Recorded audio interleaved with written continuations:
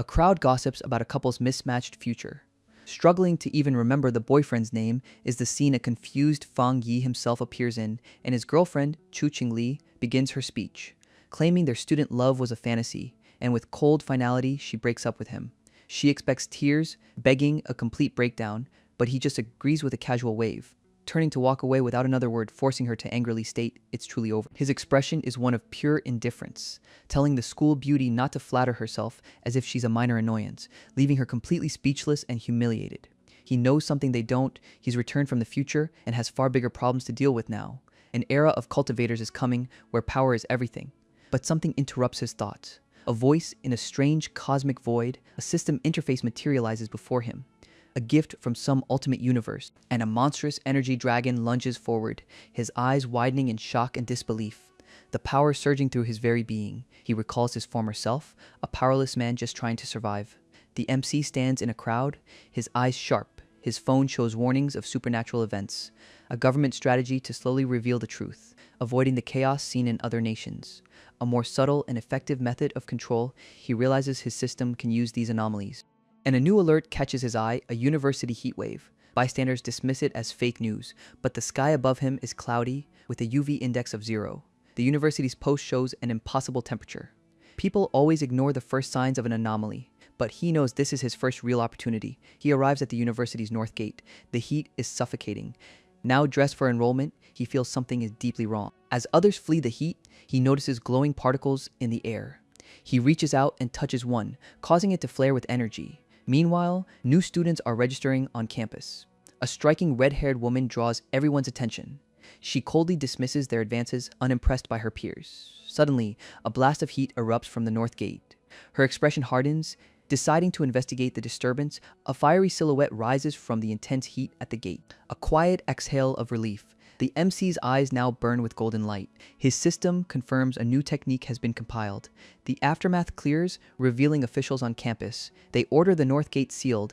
As a system confirms the area is purified, Fang Yi sees the official contaminated area alert, his eyes glowing red with alarm. On site, the crowd's commotion draws unwanted attention, while a mysterious hooded person stands alone in the fading chaos. Their hand touches the ground, sensing the residual energy, and they realize this entire event was man-made. As students are evacuated, the hooded person watches them, lost in thought, while a red-haired woman with the officials hears the shocking news. She recalls a leaping silhouette, wondering if it was Fang Yi, but dismisses it. The incident leaves her deeply unsettled. Later, Fang Yi remembers the strange group at the university and opens a mysterious link on his phone, revealing a detailed guide to cultivator realms.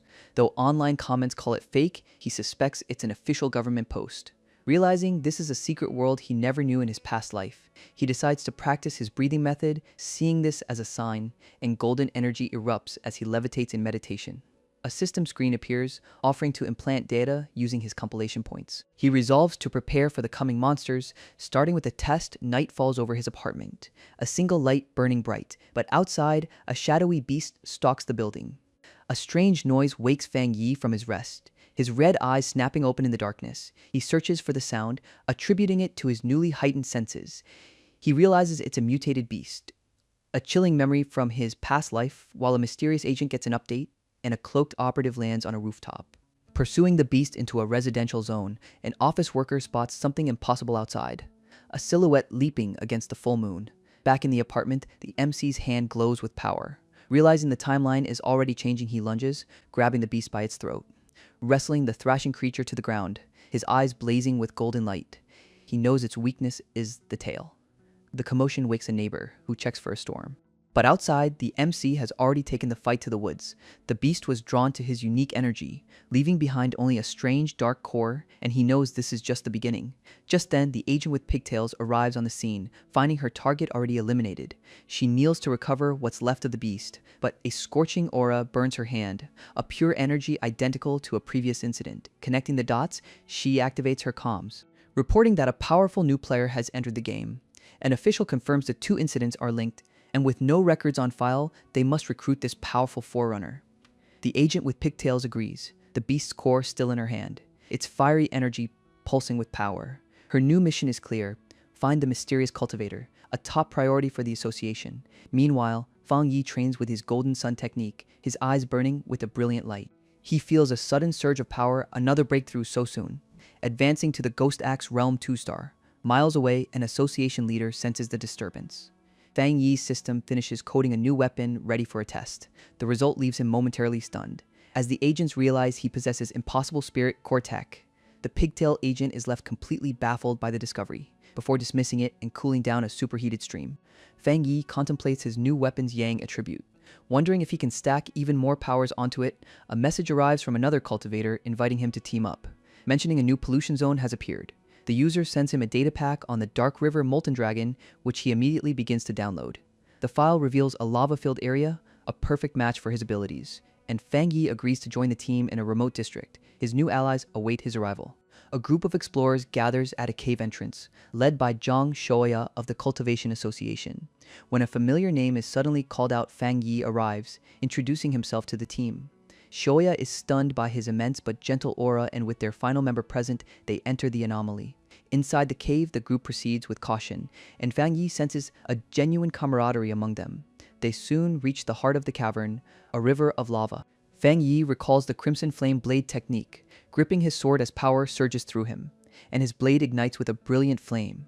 The spiritual energy in the area finally stabilizes, allowing the others to begin their cultivation at last. But their moment is interrupted by a hostile group of cultivators, and Xiaoya knows her team is hopelessly outmatched. She tries to de-escalate, offering to share the space, but their leader just scoffs at her weakness. He delivers a final, unspoken threat, forcing Xiaoya to confront the harsh reality of this new era.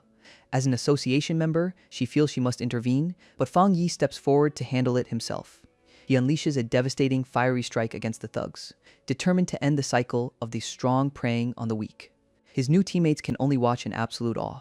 He casually explains they just absorbed too much spiritual energy, but the agent insists they must report this to her organization. Her superior is shocked to hear about another high-tier pioneer. She quickly dismisses it, telling the agent to keep her updated. After hanging up, she learns this isn't luck, but a sign of a new power struggle. The next day, the sun rises over the city. Elsewhere, Fang Yi lets out a sudden sneeze, walking through the streets with a newfound confidence. He pulls out his phone, his expression shifting, seeing news alerts of cultivation anomalies across the region. He realizes his own power caused a disturbance and a breakthrough is near, feeling the immense energy building inside him. Deciding to train, he heads for the back mountain. There, a shovel strikes the earth with a thud as a white-haired woman finishes her restoration work.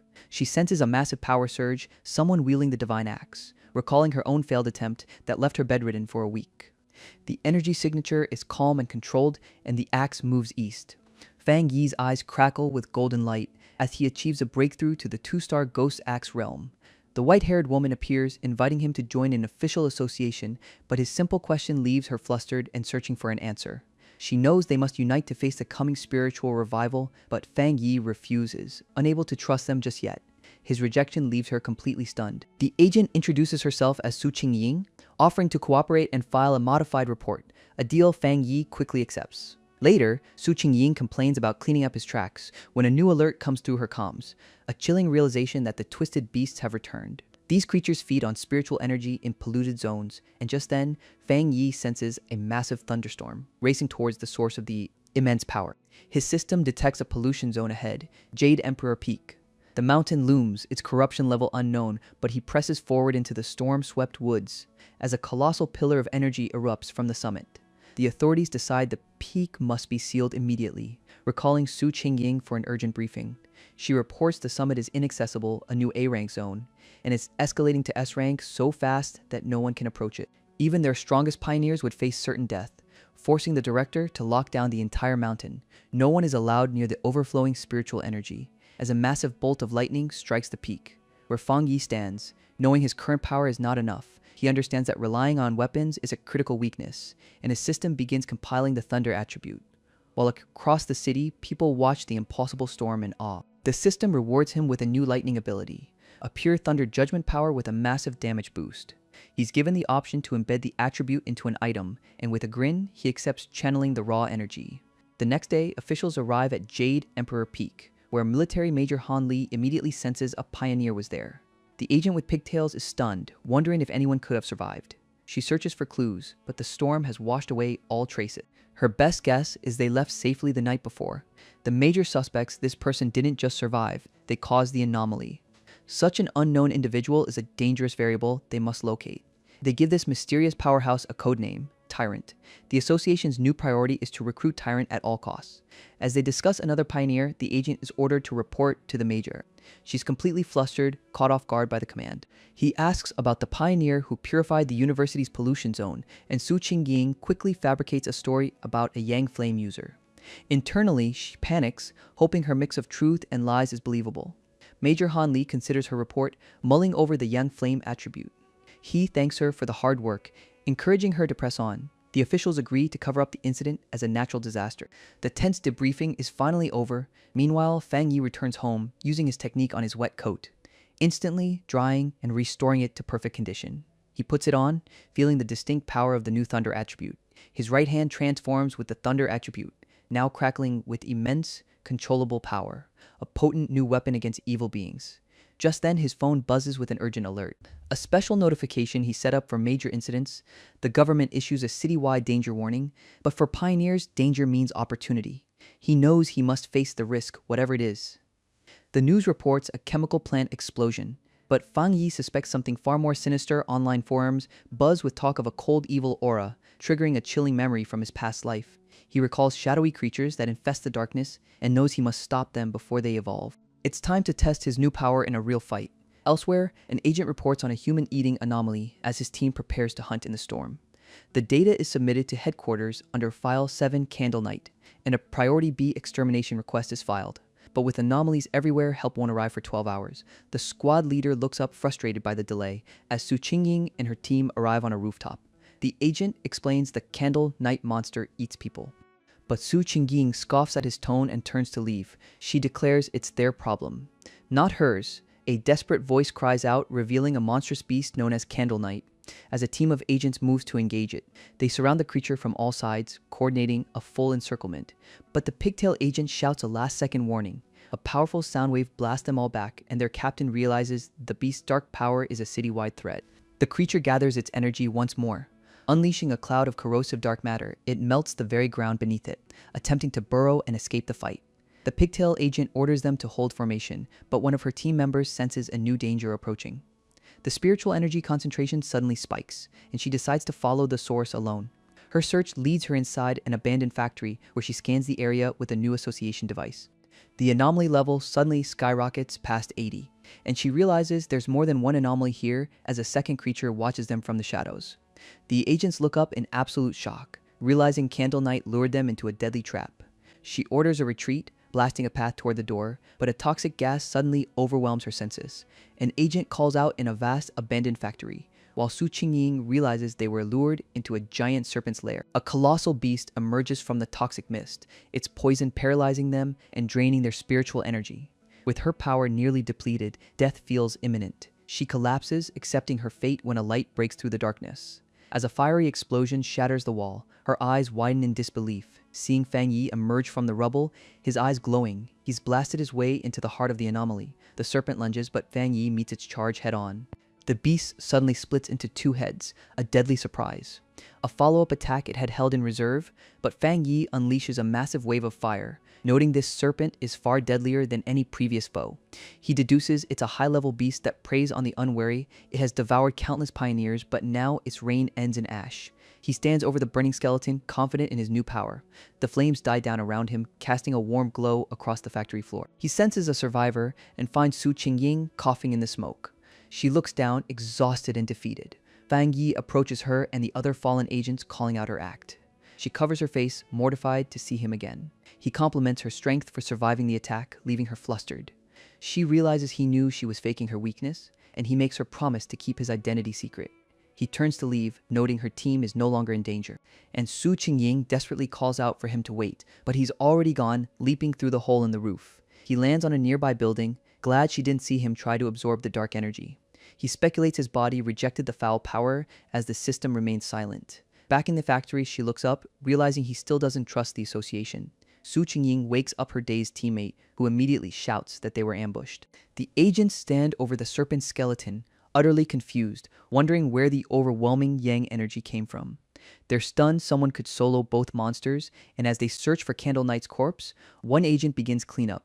He uses his ability to gather the monster's remains, but a violent electrical charge erupts from the ground, revealing a powerful thunder attribute, not Yang Flame. The agent speculates two different high-level pioneers were involved.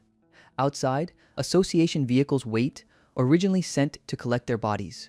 A forensics agent reports his findings to the two captains, confirming with 99% certainty it was a single person. They realize they're dealing with a dual attribute powerhouse, and Su Qingying immediately reports the update to her superior. She confirms her two targets, Tyrant and the University Pioneer, are the same person. Her superior listens, telling her to pause the mission. An official on the phone doubts Tyrant could have a spiritual weapon without help, while Su Qingying reports the weapon's aura was a Yang attribute. She's stunned by the implication a spirit creation realm cultivator is almost unheard of. The official worries, as possessing three attributes is thought to be impossible. But not detecting a third attribute might actually be a good thing, as they hope such a powerful pioneer never becomes an enemy. This justifies the government's cautious approach to recruitment. Meanwhile, Fang Yi reflects on the sinister nature of dark attributes and takes stock of his own incredible power, Yang, Thunder, and Flame. With his new abilities, he feels nearly unstoppable. Just then, an unexpected call comes from his aunt, asking if his cousin can stay with him for a few days.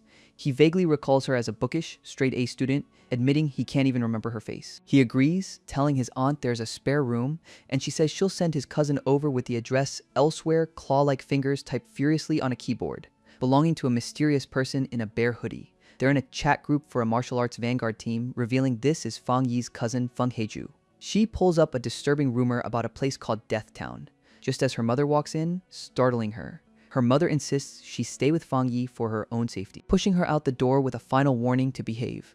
Alone, Feng Heiju adjusts her glasses.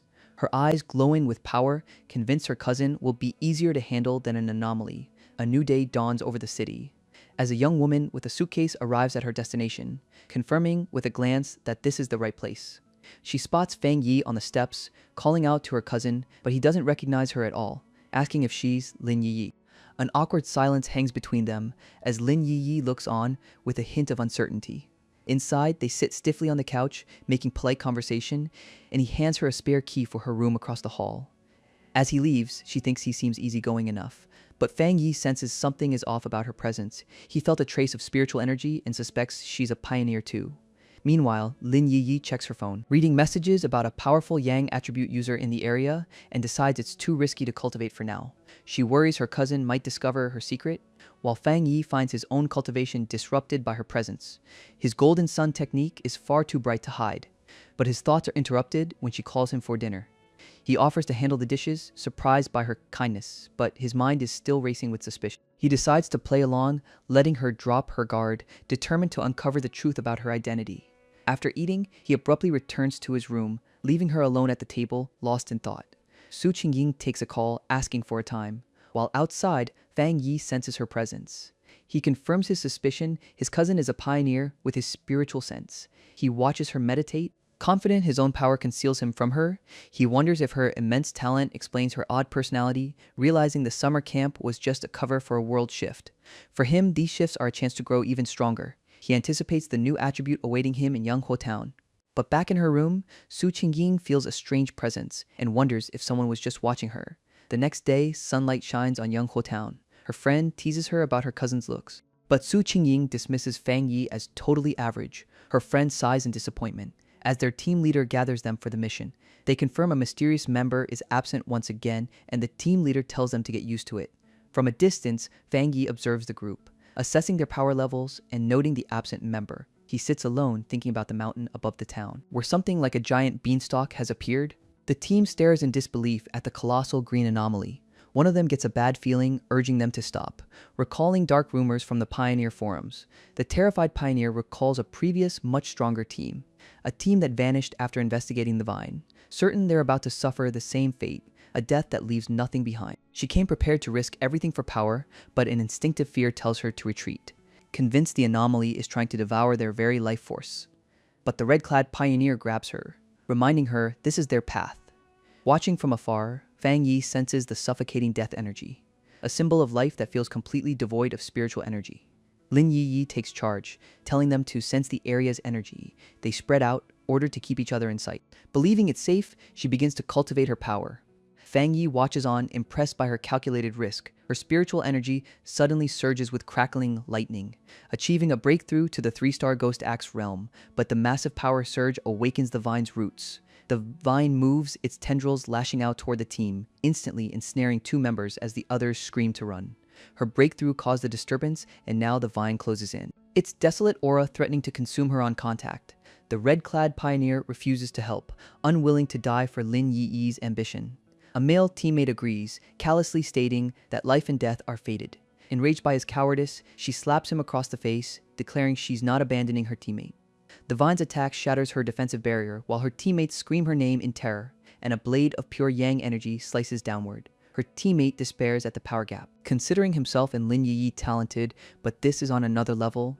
Just then, Fang Yi's system detects a new attribute and instantly completes the writing process. He absorbs the incredible wood attribute technique, realizing it's a perpetual energy absorbing engine.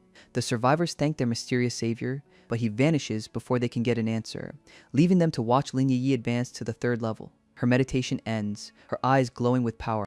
She leaps to her feet, fully recovered, and asks what happened to the other fallen pioneers. She senses the lingering yang energy from the attack, and her teammate offers to explain what transpired. He begins to recount the battle back at the apartment. She's stunned by the tale, hearing how the stranger cut the unstoppable vine with a single slash. The vine was so terrified it recoiled into the sky, leaving a lingering aura of fear that kept it at bay. A voice from inside calls out to her, it's Fang Yi, greeting her as she enters. He notes her pale complexion, but she brushes it off as studying fatigue. Su Qingying tells Fang Yi to rest before collapsing in her room, exhausted from training, as both pioneers accept their normal lives are over.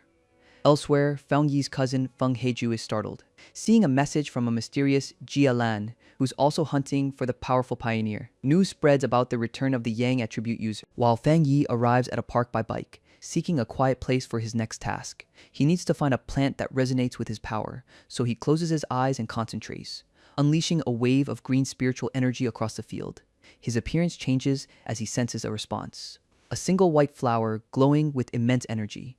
He slowly reaches out toward the chosen plant, and his touch sends a pulse of power into its petals. The flower seems to react with pleasure, nuzzling his hand like an eager puppy. It gently presses against his fingers, as a burst of energy erupts from the ground. He uproots the plant, worried about attracting attention, knowing the park is under heavy surveillance. He's amazed the flower's power hasn't faded. Realizing he may have unlocked its evolution just as he fears he's triggered the cameras, Fang Yi grabs the glowing green core, deciding to leave, triggering alarms at a research division as energy levels spike. A sensor on an agent's wrist beeps wildly, reading 30, a terrifyingly high number for a spiritual anomaly. The team notes this park has never exceeded a level of 10 before, and all the plants have been drained of life in seconds. As one researcher gets too close, his superior screams for him to stop. He warns them about the deadly Desolation attribute, an A-rank power that seizes the vitality of all nearby life forms. The young researcher recoils in terror, realizing he was just saved from an instant death. The teacher recalls another desolation plant in a forbidden zone, a decaying ancient tree that created a forest of death. He warns that a new desolation anomaly has just been born.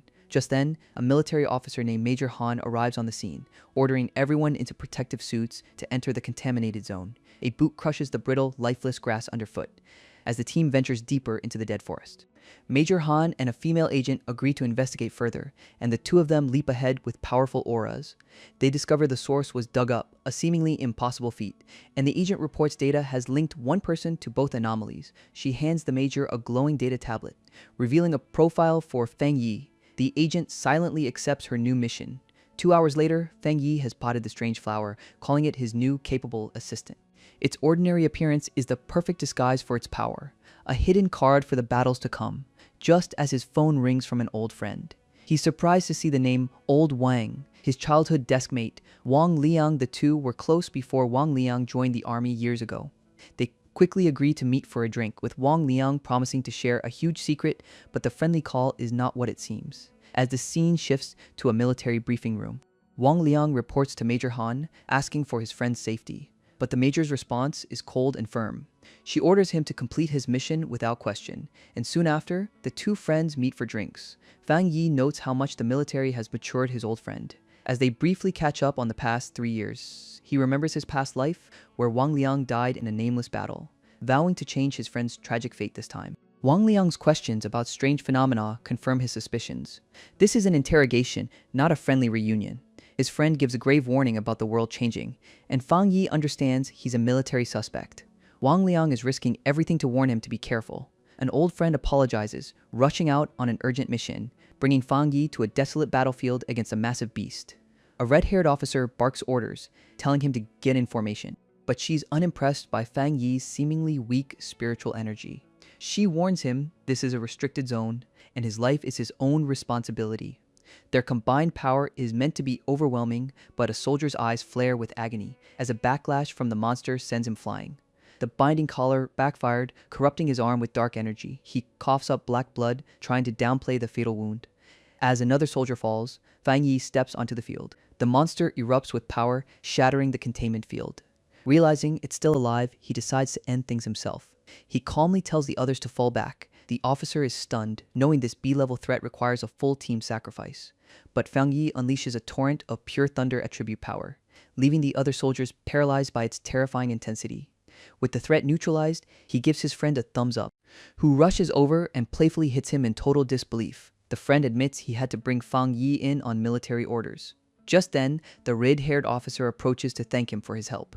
Fang Yi simply offers a confident smile, brushing off her handshake, saying he was just saving a friend. She introduces herself as Jilan, the zone's commander, asking for his details. Another man watches, stunned to see an officer saluting his childhood friend. The military officer wants to recruit Fang Yi, shocked that his cultivation level is so low, yet his power has already surpassed a spirit creation master. Fang Yi asks if she feels unqualified to invite him, and she admits her superiors will likely extend the offer themselves. He smiles, expressing his respect for their sacrifice, thanking them for their selfless courage. He offers his future help on one condition: no interference. The officer is stunned by his bold proposition, and Fang Yi prepares to take his leave. He now understands the army's true purpose, a defensive line for humanity. The officer warns a soldier that today was just a glimpse of Fang Yi's power. His rapid growth proves his extraordinary perception, possessing the fate and courage of a true pioneer. The soldier suggests letting his childhood friend recruit him instead. Fang Yi considers the military's offer a path to power and influence, realizing the military and the Spirit Qi Association are two sides of the same shield. Both factions work to protect civilians from encroaching anomalies, while his cousin Feng Heju walks home, wondering if he's returned. She hopes to surprise him with her improved cooking, but a sudden pillar of golden light stops her in her tracks, her eyes widening in disbelief at the sight. She senses the energy of a breakthrough, but its aura is terrifyingly powerful. Realizing a pioneer is ascending to the spirit creation realm. Alarms blare at a command center as the anomaly value hits a critical 99. He wonders if he's both lucky and unlucky. Fang Yi lets out a slow breath, having just broken through to the spirit creation realm, but he knows being too flashy attracts unwanted attention. He texts his cousin that he has plans to stay safe, just as Feng Heju returns to the apartment, bringing food for a distracted Fang Yi. Exhausted, she resolves to protect him from the new threats emerging. Meanwhile, Fang Yi watches news of another Yang attribute event, a fire that incinerated everything in its path at a different location. Two people surveyed the destruction, calling the unstoppable blaze Heaven's Fire. Later, a red-haired woman asks Fang Yi to wait for her. Telling him she'll be back in a bit, he stands alone on the school grounds. Realizing the sealed-off area prevents him from investigating suddenly, a familiar voice calls his name. It's his ex, Chu Qingli, questioning his presence. Her friend scoffs, remembering him as the ex who failed to get in, but Fang Yi seems completely detached, feeling nothing for her. As other students gossip about the outsider, Chu Qingli's friend confronts him directly, while his ex watches, misinterpreting his arrival as lingering affection. The agent returns, and Fang Yi dismisses Chu Qingli as a mere classmate, and the agent's sharp gaze reveals she knows there's more to the story. Chu Qingli is stunned by the officer's powerful aura, who tells Fang Yi he's now a special military consultant. His ex's friend smugly assumes they're about to be arrested, but the school's principal greets Fang Yi with deep respect.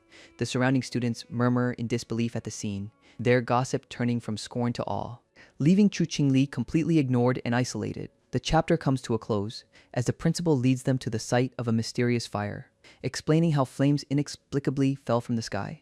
They arrive at the last unextinguished blaze on a sports field, where the officer's device shows an anomaly level of 11. A catastrophic threat to any ordinary human, but the reading suddenly spikes to a terrifying 60.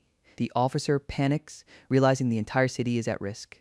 As a lone silhouette stands within the raging inferno, Fang Yi recognizes the heavenly fire attribute, determined to absorb it, his internal system beginning its complex calculations, preparing to extract the fire's very essence. With glowing red eyes, he unleashes a sealing technique, summoning massive chains that erupt from the ground, compressing the inferno into a small contained sphere. He calmly explains the fire is now sealed, leaving the red-haired officer speechless. The principal thanks him, but the officer interrupts, needing a private word. An older man welcomes Fang Yi, asking what's wrong, but Jilan cuts in, commenting on his hidden power. She clarifies she means his concealed talent and cultivation. She asks him to listen to a serious proposal, explaining his power will be a national deterrent. Soon, every major faction will fight to recruit him, and she urges him to consider the military's offer. He questions why her specific zone never tried to recruit him, and she reveals the existence of a legendary military district. His interest is piqued by the mention of a top-level group. She explains this elite unit has been extremely active lately, then invites him to lunch with the university's principal. He realizes the world's threats are escalating rapidly, and he contemplates how to use the heavenly fire he absorbed. A sudden idea strikes him. The fire is a perfect match for his Crimson Flame Blade technique. The chapter concludes with a thank you to the readers. A promotional image displays the series title. The scene shifts to a location called Back Mountain. Fang Yi walks through the misty woods, sword in hand. He finds a warning sign blocking his usual training area. Suspecting the Spirit Chi Association set this up for him, his eyes narrow with resolve, deciding to investigate the trespasser. Nearby, a streamer is live, boasting about her luck. A streamer is attacked by a tiger-like beast during a live broadcast, but a massive fire dragon suddenly erupts behind her. As her viewer count explodes, she turns in shock, gripping her phone to keep recording the chaos. She stands before a towering inferno, realizing someone is inside the flames, capturing the image of a man controlling the fire, believing him to be a deity. The video goes viral, trending at #1 with millions of views, and in an office, Chu Qingli dismisses it as special effects. But as her friend points out how cool it is, Chu Qingli freezes in recognition. Refusing to believe the man in the flames could be Fang Yi, worries he'll seek revenge, vowing never to submit to him. Elsewhere, 2 women he previously rescued also see the video, while military officials discuss his overwhelming potential and multiple attributes. Jilan learns the higher-ups will approach Fang Yi personally, as they plan to offer him new weapons and training environments. The entire nation's Spirit Chi circle now has its eyes on him, and in a hospital room, a heart monitor beeps with newfound hope. A woman by the bedside believes this new power will help her teacher awaken. One day later, the sun rises over a quiet building. Fang Yi reflects on the chaos caused by the streamer, thinking she had some nerve doing it all for clout. His red eyes narrow with a sudden thought.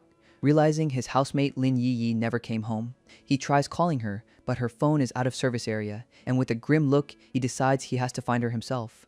The red-haired woman admits she's not strong enough, wishing she had the power of the expert from before. As walking corpses rise from the black fog, their spirit power draining as the anomaly toys with them. Suddenly, a massive red eye opens in the sky above, a grotesque orb of flesh and malice.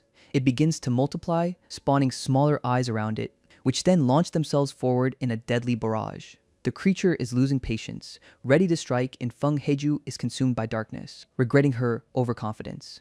She accepts her fate, knowing this path is full of danger, lamenting that she'll never witness the new era. Tears stream down her face as she gives up hope, but just then, Fang Yi appears in a flash of blue lightning. The darkness is replaced by a sea of fire, and the 2 women realize they've been saved. Fang Yi casually announces the threat is handled, and the red-haired woman's eyes widen with sudden recognition. She realizes he was the expert who saved them before. Feng Heju is stunned, questioned why she called him mediocre. He scratches his head awkwardly as his cousin's friend gushes over his past deeds. And Feng Heju connects the dots. He's a fire user, but just used Thunder, a dual attribute prodigy, the one who caused the massive breakthrough. He confirms it's him, then asks why they were alone, and she explains their teammates were on separate missions. Feng Heju admits she underestimated the mission's difficulty, and Fang Yi reflects on his cousin's newfound loyalty. He decides he can trust both of them completely, proposing they form a secret team together. Feng Heju is ecstatic, promising to keep it a secret, while his cousin is moved, realizing he's been protecting her all along. Overcome with emotion, she happily thanks him. A sudden notification sound interrupts the moment. His cousin announces a new mission from Jilan. The objective is to enter the Extreme Darkness Zone, a restricted and highly dangerous border area. It's the source of most of the city's anomalies, and Fang Yi is determined to take on the challenge. Elsewhere, Jilan seems to be waiting for a response as Feng Heiju messages her to sign up their new team. Fang Yi smirks, seeing the mission as a personal test, a direct challenge from Jilan herself. Jilan replies, warning of the S-rank danger while her subordinate worries about the pioneer's fate.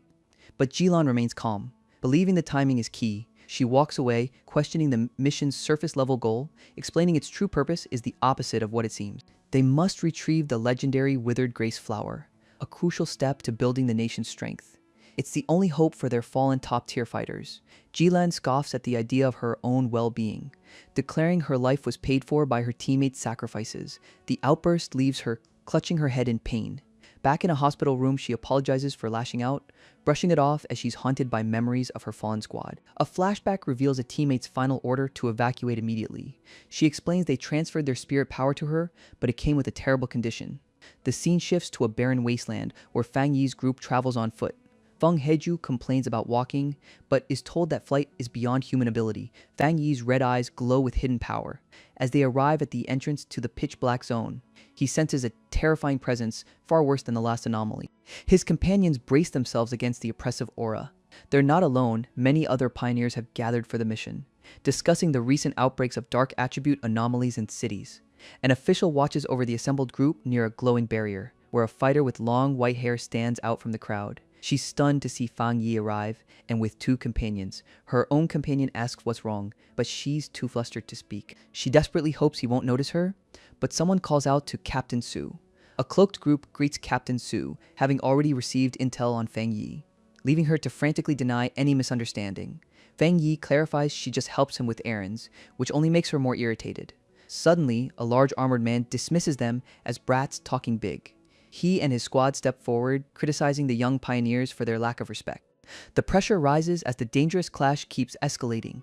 Realizing they must all stick together to survive, Captain Su warns of shape-shifting threats and tells Feng Heiju to get up, but she's paralyzed by Fang Yi's overwhelming aura. She feels the crushing pressure of his power, unable to breathe, while Fang Yi senses a new danger approaching. A fighter with a green sword confidently faces an incoming dark tide, only to be instantly consumed by its shadowy tendrils. The group watches in horror as a massive dark wave approaches them. The dark tide is a manifestation of pure corruption, and his cousin begs him to retreat while there's still time. But Fang Yi calmly erects a spirit power barrier around them, as Captain Su shouts that even a master-level fighter was just devoured.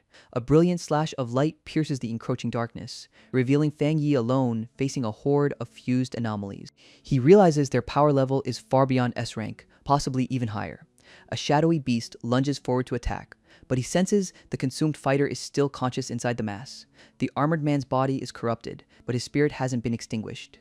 Fang Yi stands over him, sword ablaze, confirming he can be saved. With his flaming sword ready, he prepares to act, unleashing a massive spirit shield against the overwhelming tide.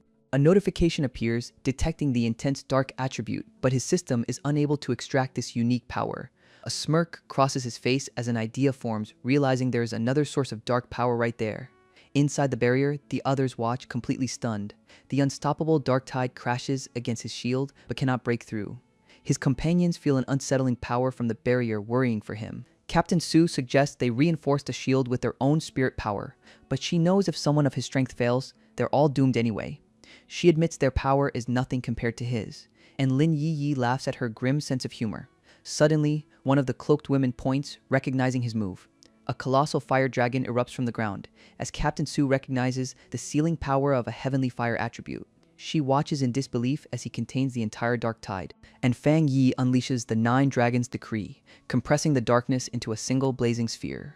The armored man is found alive but injured, and Captain Su's squad offers to take him back. She asks why Fang Yi looks so grim after his victory, but he warns the seal is only temporary, they must move quickly. They look out at the wasteland, realizing everyone else was devoured, and Fang Yi orders the others to go on ahead while he guards the rear. Standing alone, a system notification alerts him to another dark fluctuation, and as purple energy swirls, the detection completes. His system activates its ultimate computing power, channeling the dark energy directly into him. His eyes snap open, now glowing with a menacing purple light. He's just obtained a new technique, the Boundless Dark Domain. This power creates a field that corrodes and drains an enemy's spirit chi, giving him a way to defeat even higher-ranked opponents. From a distance, Captain Su senses something strange about the mist, her eyes widening in shock and realization. She feels his spirit chi fluctuating, wondering if he's breaking through again. then understands the horrifying truth. He absorbed the S-grade dark tide. A flashback explains the dark attribute is born from malice, and a tragic experiment shows why absorbing it is strictly forbidden. The dark tide is an S-grade threat, a power that drives pioneers insane. But Fang Yi senses someone watching them. A voice asking if he's the one who sealed the tide. A woman in a lab coat steps out of the shadows, and Captain Su recognizes her as Ji Lan, who questions why he absorbed the dark power. Suddenly, a weapon is drawn. Captain Su aims her gun at Ji Lan, accusing her of trying to poach the military's top prospect. Fang Yi steps between them, questioning Ji Lan's strange behavior, as his teammates demand to know why she didn't help them earlier. But Ji Lan simply smirks, announcing that he has passed her test. She explains that pioneers must face death alone, revealing that his power kept them safe all along, as the dark tide only preys on the weak. Captain Su whispers that Ji Lan is unstable. The sole survivor of her own team's encounter with the tide, Fang Yi understands her pain is a self-destructive trauma and decides to show the wounded soul some understanding. Ji Lan stops walking, leading the newly formed group forward. Fang Yi remains vigilant as they finally arrive at Mass Grave Ridge. The legendary withered grace flower is finally in sight, but Ji Lan falters, struggling against the oppressive atmosphere. As ghostly visions of her fallen squad begin to haunt her, her companions rush to her side, urging her to stay back. But Fang Yi declares he's strong enough to get the flower himself. Walking alone into the desolate wasteland, sword in hand, he calmly approaches the solitary, glowing blossom.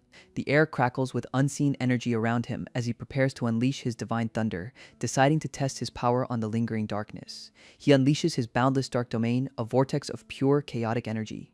The others watch the strange purple sphere, noting its lack of oppressive chill. And Ji Lan reveals this is Fang Yi's self-taught domain. She explains how rare this power is, a feat only her teacher had mastered. Remembering how he once shielded an entire city from a cataclysm. Just as quickly as it appeared, the domain vanishes and Fang Yi emerges, giving a casual wave, assuring them the area is now safe. He walks unimpeded toward his goal, carefully plucking the glowing flower from the ground. With the objective secured, he examines his prize, leaving Ji Lan to stare in stunned silence. She takes the flower as the team agrees to evacuate immediately. Acknowledging they still have the other squad to look after, Ji Lan gives Fang Yi full credit for the mission's success. And as the group departs, she offers her sincere gratitude one last time. Ji Lan explains the flower will save Elder Wu, a vital expert, and Fang Yi listens with a grim, determined expression. The group finally emerges from the dark zone, relieved to be alive, awaiting crowd cheers, celebrating the mission's success as they walk through the masses toward the exit. Lin Yi's eyes widen in complete shock. A legendary Star God Warzone vehicle is waiting for them. This elite faction is one of the most powerful in the kingdom.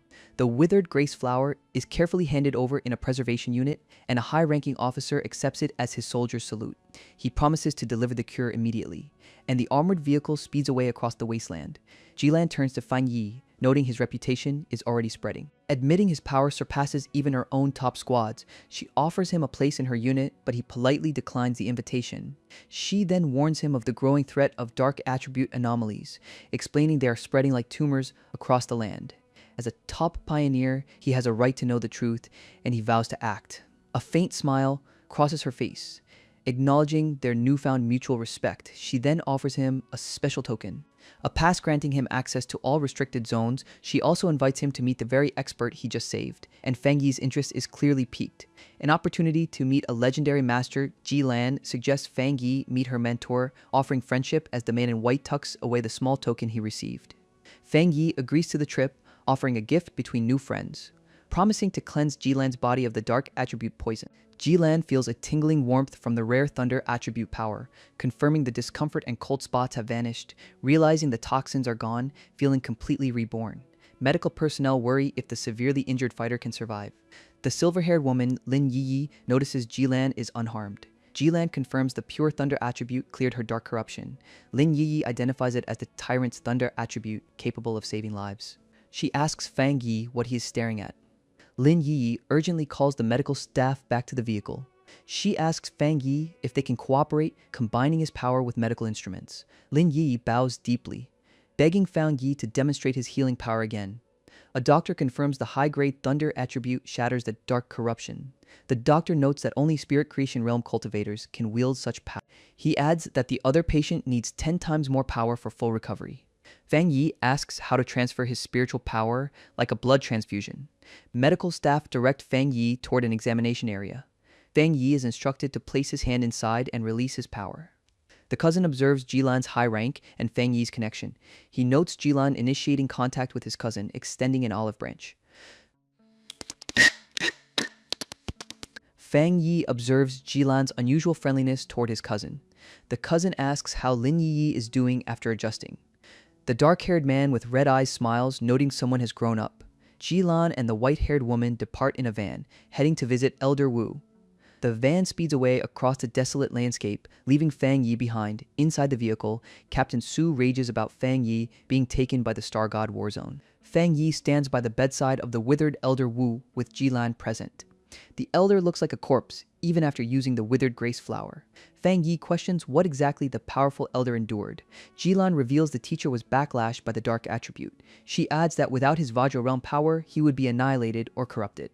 Fang Yi acknowledges the teacher's remarkable feat saving the city. He places his hand on the elder, trying to eliminate the dark attribute. Captain Su is shocked by the S-rank catastrophe level threat remaining.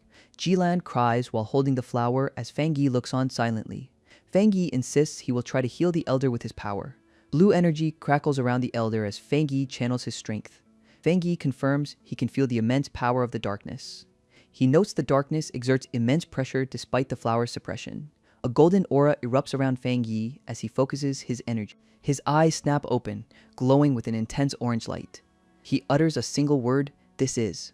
Fang Yi stands alone in a ruined city as a massive, red single eye looms above. The entity is dragging his mind into a terrifying past illusion. Fang Yi realizes contact with the dormant dark attribute caused this illusion. He sees thousands of swirling dark entities consuming the city below. Fang Yi summons a hand wreathed in brilliant fiery energy. He wonders if this is the city-destroying power Elder Wu faced. Deciding to leave, he moves through the fiery ruins. The Dark Tide's core remains, but its power is greatly diminished. Thanks to Elder Wu's sacrifice, who now lies in recovery. Fang Yi explains the flower only preserved him, but his own power can heal him.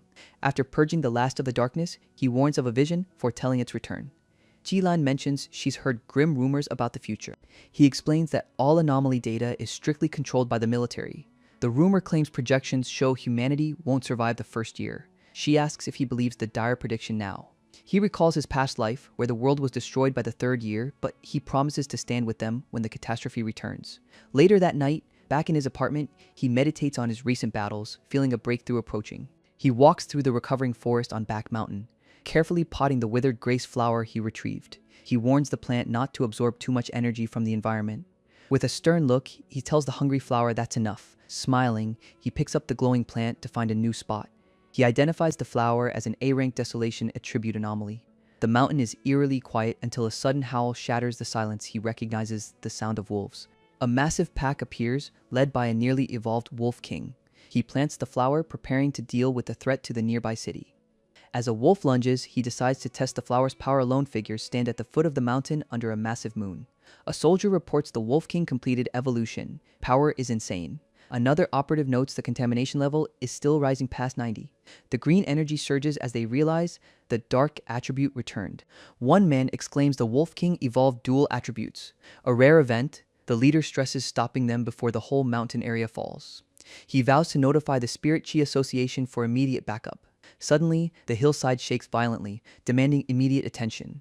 A hooded operative is engulfed by green energy, screaming in panic.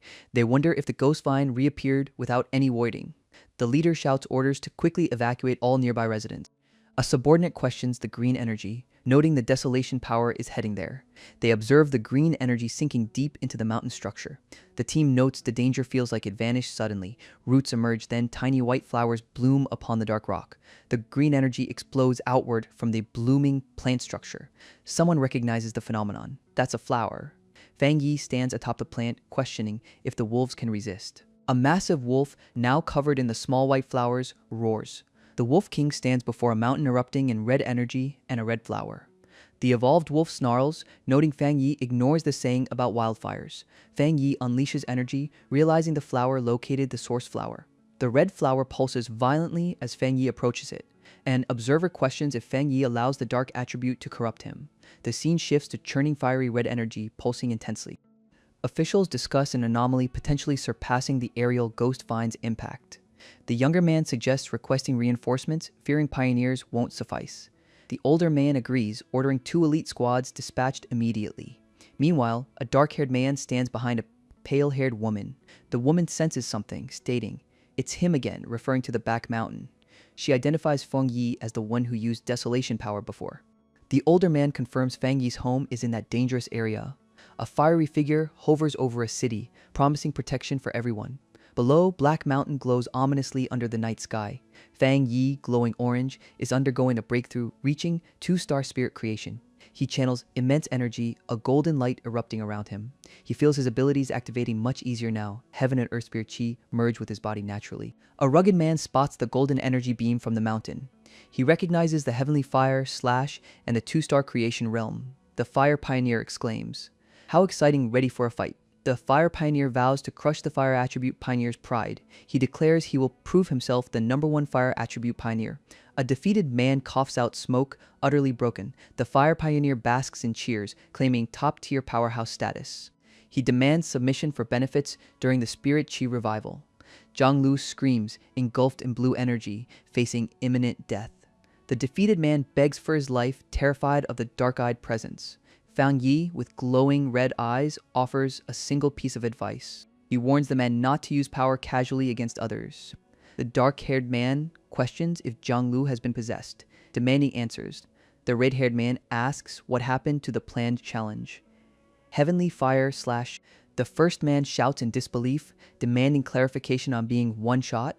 Zhang Lu breaks down, weeping over the utter humiliation he suffered. The defeated pioneer regrets not stopping sooner, avoiding this disgrace. The red-haired man questions the opponent's strength, noting his spirit creation realm advancement. He recalls Zhang Lu's rapid progress, defeating 2 wild pioneers recently. The red-haired man wonders if the opponent was truly just a pioneer. Zhang Lu screams, insisting the location was definitely the opponent's territory. He cries that they wouldn't understand without witnessing the monster firsthand. The defeated fighter describes the opponent as a total monster. He recounts the terrifying thunder attribute power that nearly bursts his eardrums. The red-haired man suspects this must be the one he sensed. He identifies the foe as a dual fire thunder spirit creation pioneer. The thunder attribute was far stronger than his own fire attribute. The defeated man concludes the opponent hid his true strength, at least 3-star spirit creation. The red-haired man asks how a 3-star wild pioneer is possible. He warns that if this is true, the opponent is every top pioneer's nightmare. Back in the apartment, the defeated man admits he was crushed in one move. He asks if he should attempt to become the powerful man's disciple. The other 2 stare blankly, utterly shocked by the suggestion. Fang Yi meditates, realizing his breakthrough opportunity vanished. He confirms the issue isn't physical, glowing with intense fire energy. Fang Yi realizes he cannot gather the necessary spirit chi for advancement. He leaves his room, wondering if the spirit chi revival is starting early. Fang Yi receives a call, reporting the situation has escalated, requesting backup. He questions the caller about signal issues and anomaly spikes within the city.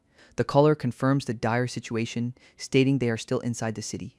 A woman with dark hair asks Fang Yi if something is clearly wrong. Fang Yi notes anomalies are suddenly appearing everywhere, not just occasionally. He muses that perhaps the situation remains under control, if they are lucky. The man explains 2-star ghost carving anomalies don't usually attack busy cities. He orders the woman to call every pioneer for immediate support at the house. The woman acknowledges the order with a determined "understood." Fang Yi steps onto a ledge, preparing to leave the house to fence. He reminds her she is near spirit creation realm and assigns her window guard duty. 2 other figures appear outside, facing a massive swirling storm. One woman hopes this is just a false alarm as lightning flashes around them. The city faces a massive storm, with red alerts issued across multiple areas. Citizens are advised to stay indoors due to the heavy rainfall and storm. People on the street worry about the end of the world due to the strange weather. 2 men on motorcycles speed through the downpour, commenting on the bad luck. One rider asks if they should stay put or call Zhang Lu for help. A massive, dark-winged anomaly with red eyes attacks the lead rider. The rider unleashes a burst of fire, asking the anomaly if it wants to die.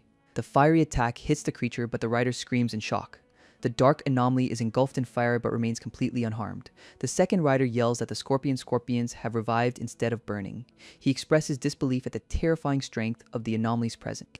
The scene shifts to a few hours earlier in a military command center. The electrified man confirms Officer Ji Lan's injuries healed, power increased. A stark warning declares the true anomaly goal targets the city, not the zone. Two people stand in heavy rain, one suggesting raincoats before filming their vlog. A close-up reveals intense, terrifying red eyes beneath dark brows. A lone operative faces a colossal winged anomaly, questioning its near Vajra realm strength. The dark-haired man, now with one red eye visible, focuses intently. An assessment notes this anomaly is unique. Scorpions multiply after death, hard to kill.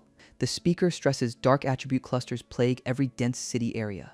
A thought bubble declares an urgent need to hurry. A shattered screen shows allies who have mostly returned home safely. The message warns that survival demands toughness if the current situation continues. A woman screams as dark shapes engulf her in a torrent of red energy. A realization dawns. The city is falling, mirroring a past near catastrophe.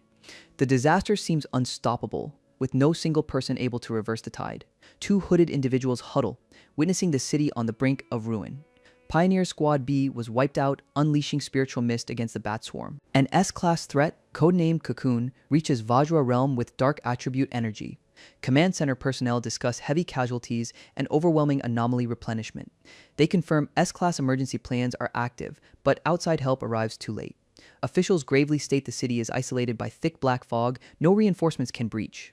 The older official resolves to stand and die with the city as a pioneer. The blue-clad pioneer cries out, having exhausted her spiritual energy. She is struck down by a massive dark winged entity hovering above. The defeated pioneer accepts her fate, having given all she could. A blinding yellow explosion erupts as someone unleashes immense power. The dark-haired man stares with intense, glowing red eyes. He envelops the shocked, pale-haired woman in crackling blue energy. The woman murmurs thanks, noting the rapid healing from the thunder attribute. Command personnel exclaim in relief as the anomaly swarm shrinks on monitors. One operative reports rescue pioneers outside are missing and lost contact. Officials confirm they cannot reach the center, and the anomaly count hasn't dropped. A leader observes the city's dwindling pioneer numbers amidst fiery ruins. He suspects the anomalies are gathering, describing it as a natural disaster. The pale-haired woman sees the cocoon, calling it a prophecy of calamity. She compares it to humans sensing disaster but being powerless to stop it. A swarm of dark winged anomalies descends over the rain-soaked city. She warns that whatever is inside, if birthed, means the city is lost. The narrative shifts, explaining that anomalies usually devour each other to ascend. Dark attribute anomalies are different, exhibiting dominance over weaker ones. The massive serpentine creature's green eyes glow intensely in the dark. They name this ultimate evolved state the Anomaly King. The pale-haired woman tells the boss he is beyond comprehension powerful. She urges him to leave, citing that even the strongest pioneers failed before. They cannot afford to lose another genius pioneer like him. She pleads for him to escape the blockade and alert the military to abandon the area. The dark-eyed man ignores her, grabbing her head and shouting in frustration. He scolds her for forgetting everything due to the spirit chi awakening. He declares this city is his home, willing to pay any price to defend it. The woman stares silently, processing his fierce dedication. A quick shot shows his boot stepping forward into the pouring rain. The purple-haired woman dismisses the concern with a curt, "It's nothing." A commanding voice orders full firepower unleashed into the city, promising protection. A kneeling operative summons a swirling vortex of dark purple energy. The city skyline is overshadowed by a massive, swirling, boundless dark domain. Fang Yi stands centered within a giant, glowing red flower structure. A dark-eyed individual confronts a swirling green and red storm above, asking about hiding. Two suited operatives express shock as anomaly numbers rapidly decrease. The blonde man identifies the opponent as the Tyrant, the Heavenfire Blade. The purple-haired woman notes the incredible pure yang attribute power displayed. The blonde man urges entry into the city, but the woman spots something else. The woman realizes with dread that the Anomaly King is hatching early. A man blames the green hatching anomaly for being the source of all evil. Another operative vows vengeance, determined to kill every last anomaly. A group watches, realizing pure defense means certain death for their cousin. They stress that the creature inside aims to turn the city into suffering. The pale-haired woman struggles to maintain a barrier against C and S rank anomalies. The dark-haired woman grows furious, counting the murdered friends and family. Her eyes widen as she declares, "I've got it," with sudden realization. She sees the red structure absorbing anomaly power, recognizing the desolation attribute Ghostvine. The dark-haired woman confirms her cousin has mastered the desolation attribute too. An older man questions if pioneers can reach the high-flying anomalies. The realization dawns, they are channeling energy into Fang Yi's summoned plants. Massive blue energy blasts surge upward toward the airborne threats. Fang Yi challenges the Anomaly King, accusing it of forcing an early evolution. A monstrous green hand emerges, dripping with corrosive, dark energy. Fang Yi notes the last clash pulled the outer spirit flower in, absorbing dark anomalies. He holds a glowing red flower, questioning if someone dislikes its dark attribute. The desolation attribute spirit flower repels the anomaly king's dark attribute. Two women react with shock, asking what is happening and where their cousin is. A hooded operative orders orderly evacuation, prioritizing safety over panic. The white-haired operative reveals Fang Yi fights the anomaly king internally. The red-haired woman sees a massive winged green anomaly swirling above the city. She urgently demands everyone move quickly. Lives cannot be gambled. A close-up shows Fang Yi's intense, glowing red eyes. A sharp hiss, sound effect cuts through the tension. Another close-up captures his determined, red-eyed stare. Fang Yi stands amidst ruined skyscrapers, declaring this place is. He stands atop a massive shadow, facing the monstrous anomaly king below. A powerful downward motion suggests a sudden, forceful move from the shadow. Fang Yi reflects that his abilities remain, needing to break the illusion barrier. He phases through the monstrous form, seemingly unaffected by its attack. The villain mocks the injured pioneers, asking if power gain matters now. Fang Yi looks down, silent, holding someone gently. He smirks slightly, responding with a skeptical, "Oh, is that so?" A glowing declaration states he was reborn solely to protect his home. A fiery, monstrous visage appears above, eyes burning red. The fire pioneer, engulfed in flame and lightning, tells the system, "Time to work." The pressure rises as the dangerous clash keeps escalating. The pressure rises as the dangerous clash keeps escalating. The pressure rises as the dangerous clash keeps escalating. A system prompt asks Fang Yi to advance to 2-star spirit creation realm. Yes or no. A visitor asks if Fang Yi is present inside a modern apartment setting. A pale-haired woman looks toward a dark-suited individual entering the room. The older official thanks the boss, presenting gifts on behalf of the Spirit Chi Association. Fang Yi, with glowing red eyes, invites them inside to talk. An observer wonders about the boss's home and the military's inaction. The group sits around a table, drinks served by a masked woman. Someone suggests the Spirit Chi Association should secure better housing for him. The older official mentions promoting the title Burial Sealer for approval. The map shows powerful pioneers emerging across Shea country cities. The white-haired woman points to ruins, fearing another city abandonment scenario. Fang Yi questions abandoning the city, noting everyone would die without him. He admits not grasping the world's brutality after the Spirit Chi revival. Fang Yi reassures Yi, stating pessimism is unnecessary.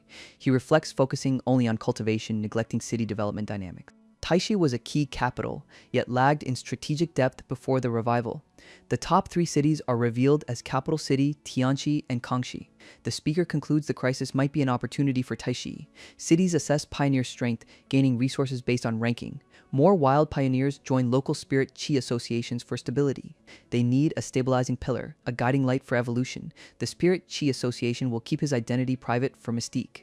Fang Yi agrees mystery is better than full exposure. The dark-eyed man accepts the terms, hoping for good collaboration. The white-haired pioneer looks shocked as a hand reaches out for a handshake. Officials discuss the new pioneer making the biggest splash in reports.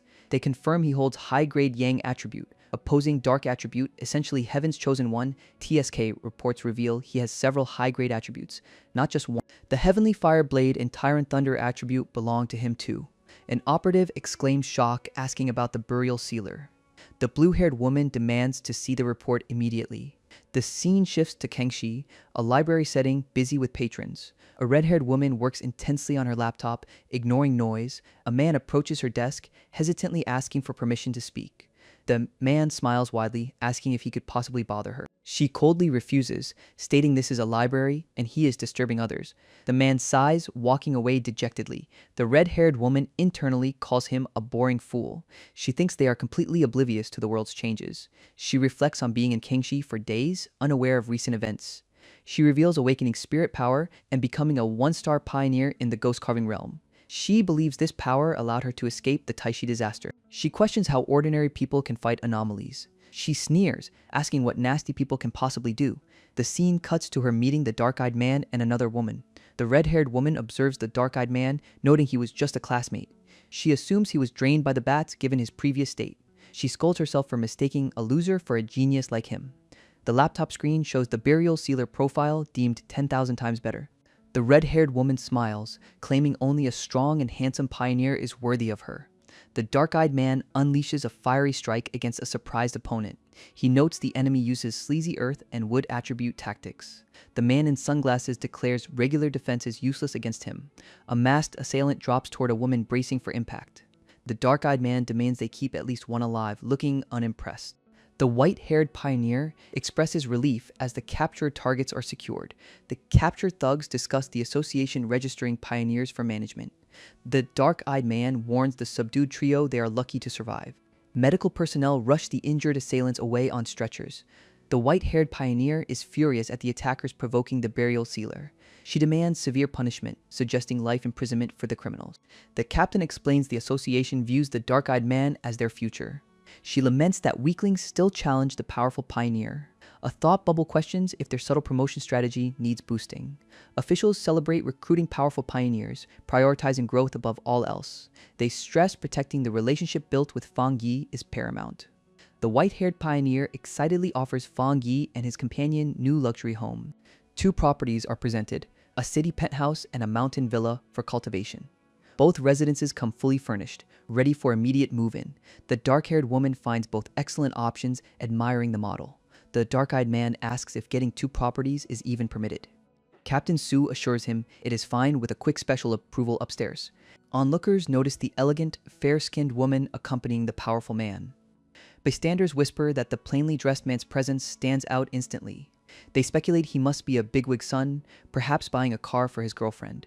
The dark-haired young woman heads upstairs, declaring she will check above. The man watches her go, musing that this child is finally acting like one. Fang Yi reflects he never saw this person in his past life before rebirth. He resolves that this time, he won't let this child bear that burden and die. Fang Yi, with glowing red eyes, speaks on the phone, congratulating someone on promotion. The purple-haired woman on the call mentions the generous house gift from the association. She explains power disparity shapes the worldview between ordinary people and pioneers.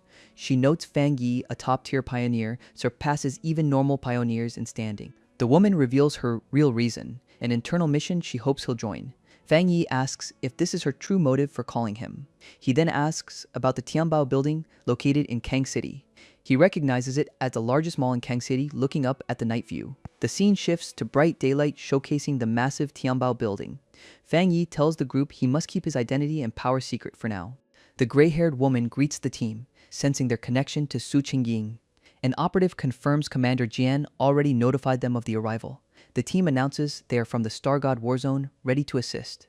Heavy rain pours down as a vehicle speeds toward the crisis zone. Inside the car, the driver admits uncertainty about Fang Yi's exact strength. Fang Yi sits with two other pioneers, a gray-haired man and a purple-haired woman. The gray-haired man suggests mutual help once they enter the building. The purple-haired woman notes Fang Yi's feats are intriguing, like sealing the king. She concludes that all these accomplishments are quite intriguing. A woman sits alone in the Star God War Zone military office, reviewing documents. Fang Yi, with intense red eyes, observes the blood-splattered skyscrapers outside. Fang Yi, eyes blazing red, insists they enter the building immediately due to dangerous anomalies inside. A military operative grabs Fang Yi, demanding he explain his strategy first. Fang Yi dismisses strategy, stating they must assess the situation inside first. The operative argues Fang Yi is unregistered and lacks tactical experience, citing Commander Jian's recommendation. The purple-haired woman cuts them off, demanding less talk and more action. Fang Yi warns that internal discord is the worst thing before a mission. A wide shot shows carnage and bodies scattered near a massive structure. Someone kneels, examining blood and what looks like dried leaves on the ground. The masked pioneer identifies the remains as a bird and gecko fusion. He judges the mutation means the anomaly has already consumed many people. Another pioneer exclaims shock, an A+ rank anomaly. The team realizes A+ rank equals 2-star spirit creation realm strength. They note Fang Yi, despite being only 1 star, could one-shot such a threat. A hand conjures a powerful burst of intense, vibrant fire. Fang Yi leads the team down a dark corridor, wielding fire in hand and on his sword. The group pauses on a blood-soaked staircase, estimating over 500 casualties. Close-up on Fang Yi's intense, glowing red eyes shows grim determination. They enter a looted store, noting massive bloodstains but no actual corpses. Fang Yi asks if anyone sensed something was wrong earlier. When questioned, a pioneer notes the two anomalies were elite strength. Fang Yi concludes that with so few anomalies, the pioneer squads shouldn't be wiped out. He declares this location might not be the real Tianbao building. The gray-haired pioneer asks for clarification on his strange observation. Fang Yi explains the stench is from dark attribute energy, not actual death. He resolves to test his theory, calling them headless flies rushing into a trap. Fang Yi unleashes Summon Boundless Dark Domain, shocking observers who question the dark attribute. The system detects a similar space, asking to activate information on the inner darkness domain, and Fang Yi agrees with yes. The inner darkness domain is defined as a realm of dark attribute energy, swallowing original space, comparable to other high-level domains. The massive skyscraper is enveloped by the swirling, intense magenta energy of the domain. Text warns that entering the true inner darkness domain requires locating the specific gate that forms it. Fang Yi, eyes glowing red, states they must find the gate to reach the real Tianbao building. Same for those escaping. The dark energy affects minds, causing massive hallucinations, explaining why victims saw windows as escape routes. He confirms those who escaped were already killed inside the domain, prompting the purple-haired woman to ask about the gate. The gray-haired pioneer admits she is fine now, recovering from the mental assault. Another pioneer wonders if the burial sealer remained completely unaffected by the dark attribute mental attack. The man confirms Fang Yi saved them, noting they suffered effects before the dark attribute even directly hit. They realize without Fang Yi, they would already be dead from the unseen attack. A fiery strike erupts as someone shouts, "Right here," indicating a target. Fang Yi unleashes a massive burst of purple energy, trapping figures within his domain. The gray-haired man and purple-haired woman stare in shock at the unfolding scene. Fang Yi remains impassive, his red eyes focused amidst the dark, swirling energy. The team approaches a massive, dark, arch-shaped entrance radiating ominous green and red light. Fang Yi grips his blazing heavenly fireblade tightly as they advance toward the entrance. He instructs everyone to stay close as he moves forward, enveloped in golden light. A chaotic scene erupts in red and yellow energy, suggesting intense conflict within the domain. The gray-haired man smells something terrible, his expression filled with dread. The woman confirms the scent, the smell of their own kind's blood and corpses.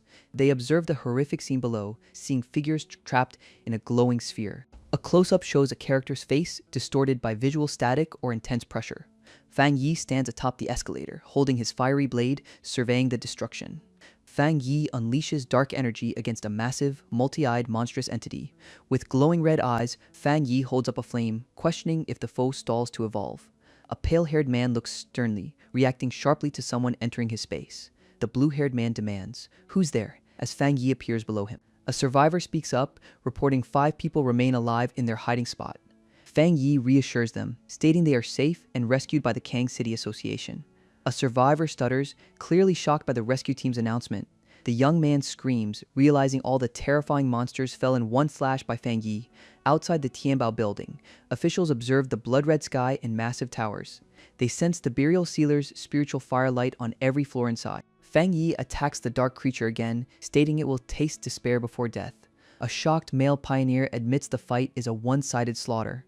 He yells that Fang Yi is toying with the king of anomalies. Someone wonders why the burial sealer appeared in Taishi, wishing he was one of theirs. A massive burst of blue lightning energy erupts outward. A thought bubble states understanding the saying, "There's always someone stronger." Reports confirm the S-rank anomaly, the sacrificial king, was sealed in Taishi. Fang Yi stands over the defeated monster, confirming the dark realm has dissipated. He instructs his subordinates to contact the outside and report the situation. Text announces the burial sealer was recommended by Star God Warzone and Taishi Association. Fang Yi walks toward a massive, sealed circular exit in the desolate landscape. Fang Yi confronts the newly appointed Kang City captain about blame for the anomaly. A stern man with beads smiles, claiming respect for talents like Fang Yi. The rescue team scrambles, realizing the signal was cut and survivors must leave. Fang Yi gives the team 10 minutes, threatening to remove their team captain. The opponent mocks Fang Yi's tone, demanding full strength if he intends to kill. The opponent reels back as a fiery silhouette strikes with immense force. A massive explosion erupts near the city buildings under a dramatic sunset. The opponent stumbles back, terrified by the unseen power just unleashed. The opponent senses Fang Yi's intense yang attribute power, feeling genuine fear. Fang Yi, shrouded in shadow and red eyes, warns his foe won't last 10 minutes. Close up on the opponent's grimacing mouth, still defiant. The opponent recognizes the fiery weapon as the association's newly developed spirit weapon. Fang Yi stares back, his expression unreadable, red eyes glowing intensely. The opponent marvels at the spirit weapon's power, capable of splitting mountains and seas. He curses them for giving such a powerful weapon to this brat. Masked, the opponent declares the spirit weapon must belong to him instead. He threatens to kill Fang Yi if he doesn't hand over the 2-star spirit creation realm power willingly. Fang Yi, now shrouded in purple energy, demands the opponent use his full strength. A worried pioneer asks the boss if the burial sealer is truly going to Kang City. The boss confirms it's a major affair involving two prefecture-level associations. The subordinate points out something, startling the mustache boss. The boss learns Kang City's chosen captain is looking down on Tai City's people. The mustache boss explodes in anger, calling Kang City folks short-sighted fools. He questions if sealing an S-rank anomaly is truly that easy for them. The white-haired pioneer suggests the Kang City captain might just be overconfident. The other pioneer reveals the Kang City expert just reached 3-star spirit creation realm. Fang Yi's fist slams out, surrounded by purple energy, suggesting the opponent might die. A massive fiery explosion tears through the cityscape as the fight escalates. The opponent screams as his spirit power vanishes, sinking like water into an ocean. Onlookers notice the temperature rising, realizing a spell battle is occurring. Someone recognizes the firelight from news reports about spiritual energy revival. Fang Yi gives the opponent 5 minutes, reminding him to use his full strength. The muscular opponent grunts, clearly struggling under the pressure. His eyes widen in intense strain as the battle continues. A massive golden energy vortex swirls as a projectile descends rapidly. Officials outside realize the energy signature isn't dark attribute, questioning Kang City's status. They demand reports, having received no anomaly invasion alerts from Kang City. A subordinate reports the fight involves Kang City's new captain and Tai City's burial sealer over the divine blade. The officials react with shock, learning the captain refused to yield the weapon. One official furiously demands Kang City cease immediately or face high-level removal. Another declares they will dispatch a team immediately for this major spirit chi incident. A shadowy silhouette with glowing eyes appears in a doorway, commanding attention. Pioneer Guyuru volunteers, stating she is the most suitable person to lead the response. A young girl points excitedly at the sky, calling a bright light a shooting star. A woman shields the child, urgently telling them to stop looking and leave the area. A man packs bags, deciding they must flee Kang City for the safer Shen City. He wonders aloud if the world is truly changing as rumored online. A figure is engulfed in a massive burst of intense orange and yellow flame. Officials shout that the burial sealer attacked the Kang City Association, calling it bullying. They urge support for Captain Divine Blade, claiming he is about to collapse. Fang Yi, with glowing red eyes, is warned to stop his reckless actions near the association. They threaten a declaration of hostility if he harms Divine Blade, the Kang City captain. An official yells that they will never tolerate such behavior, demanding consequences.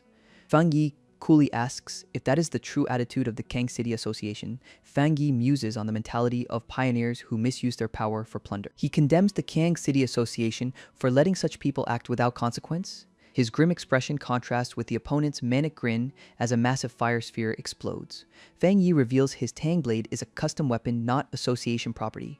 Kang City Association Director Wang Zhong appears furious and tense. The observers note Yo Fengjiang, the Divine Blade, is a 3-star spirit creation powerhouse. His status as Yue Clan heir places him among the top 5 captains in Xia country. Yet, they acknowledge the burial sealer completely outmatches him. They realize Fang Yi possesses the power to annihilate an entire city. Fang Yi stands tall, holding his fiery blade against the sunset backdrop. The officials panic, wondering if he intends to destroy the entire Kang City Association. A military helicopter approaches the fiery ruins as the battle concludes. A pilot reports detecting a massive wave of pure and powerful Yang attribute energy. The pilot notes the flames near the Kang City Association are rapidly diminishing. Another operative questions the fading flames while holding blue, swirling energy. She admits they are already too late to intervene effectively. A woman with glasses senses Fang Yi's overwhelming power. She questions if he truly plans to destroy the 3rd largest city in the country. Her hands gather a massive surge of bright blue water attribute energy. A large sound effect dominates the panel as the energy gathers. The woman recognizes the power as that of a national class pioneer. Below her, the city burns intensely despite the rain. She realizes that even with her power, Fang Yi was holding back before. The woman spots Fang Yi and the smiling captain below as HQ arrives. Fang Yi, holding his glowing blade, moves forward through the debris. The Tai City representative notes the weapon's purity surpasses their association's standards. He exclaims that spirit weapon forging by the enemy exceeds their known capabilities. The Kang City captain demands an explanation now that HQ is present. Fang Yi states he gave them 10 minutes, but no one explained anything. Someone stresses HQ must consider public opinion regarding the situation. Gu Yuru introduces herself as HQ's representative amidst the ruins. A furious man rages that Kang City is ruined, and Fang Yi acts arrogantly. He demands HQ teach the burial sealer a lesson immediately. Gu Yuru, the Sei-Blue mystic, stands before Fang Yi in the wasteland. She admits the incident stems from their association's negligence. The Kang City captain apologizes, promising HQ will explain everything properly. The angry man shouts in disbelief at the apology. Another official is stunned that the Sei-Blue mystic is apologizing to him. The text confirms this negotiation sets HQ's official stance toward the burial sealer. Gu Yuru urges them to win him over, appease, and reward him to prevent conflict. She states the Tang City Association's concerns are irrelevant now. Fang Yi declares the Tang City captain tried to harm him and threatened his life. He condemns the captain for repaying aid with enmity and arrogance. The official labels the Kang City people a bunch of arrogant fools. Gu Yoru asks who is in charge of the Kang City Association. The stern man replies simply, I am. The smiling man gives them 3 days to manage public outcry with PR. The official agrees, assuring HQ they will handle the public reaction. Gu Yoru assures them HQ will prevent such events in the future. She warns that provoking Fang Yi means provoking HQ itself. The narrative explains the spiritual Qi revival era began with the King of Anomalies destroying Tai City, saved only by Elder Wu. Fang Yi acknowledges the situation, believing minor chaos is preferable to total collapse. 3 women stand sternly, 1 red-haired, 1 pale-haired, and 1 tall, dark-clad. They state that to maintain peace, powerful pioneers must confront threats head-on.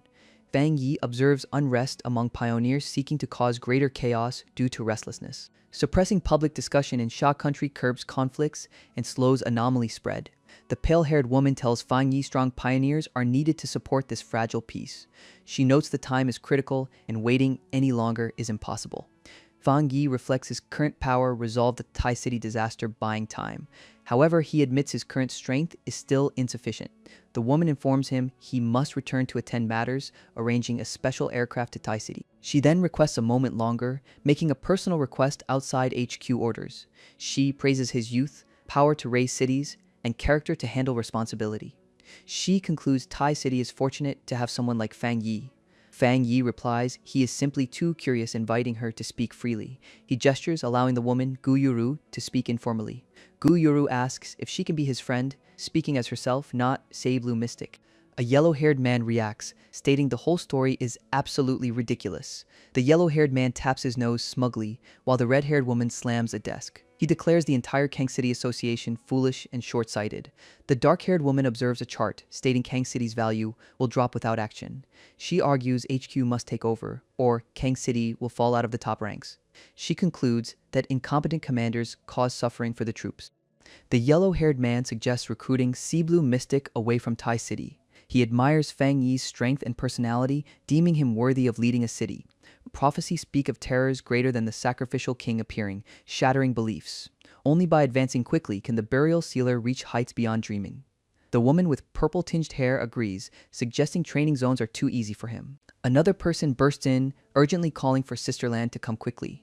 The yellow-haired man and Sisterland react intensely to the news.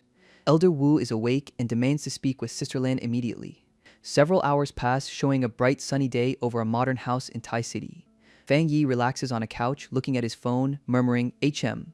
His cousin rushes in, happy he is finally back from the chaos. She mentions seeing everything on the forums regarding the Kang City incident. Fang Yi dismisses it, saying nothing major happened, don't worry. The cousin insists everyone is saying he one-shot Kang City's captain, the Divine Blade. He counters that the descriptions circulating are wildly exaggerated.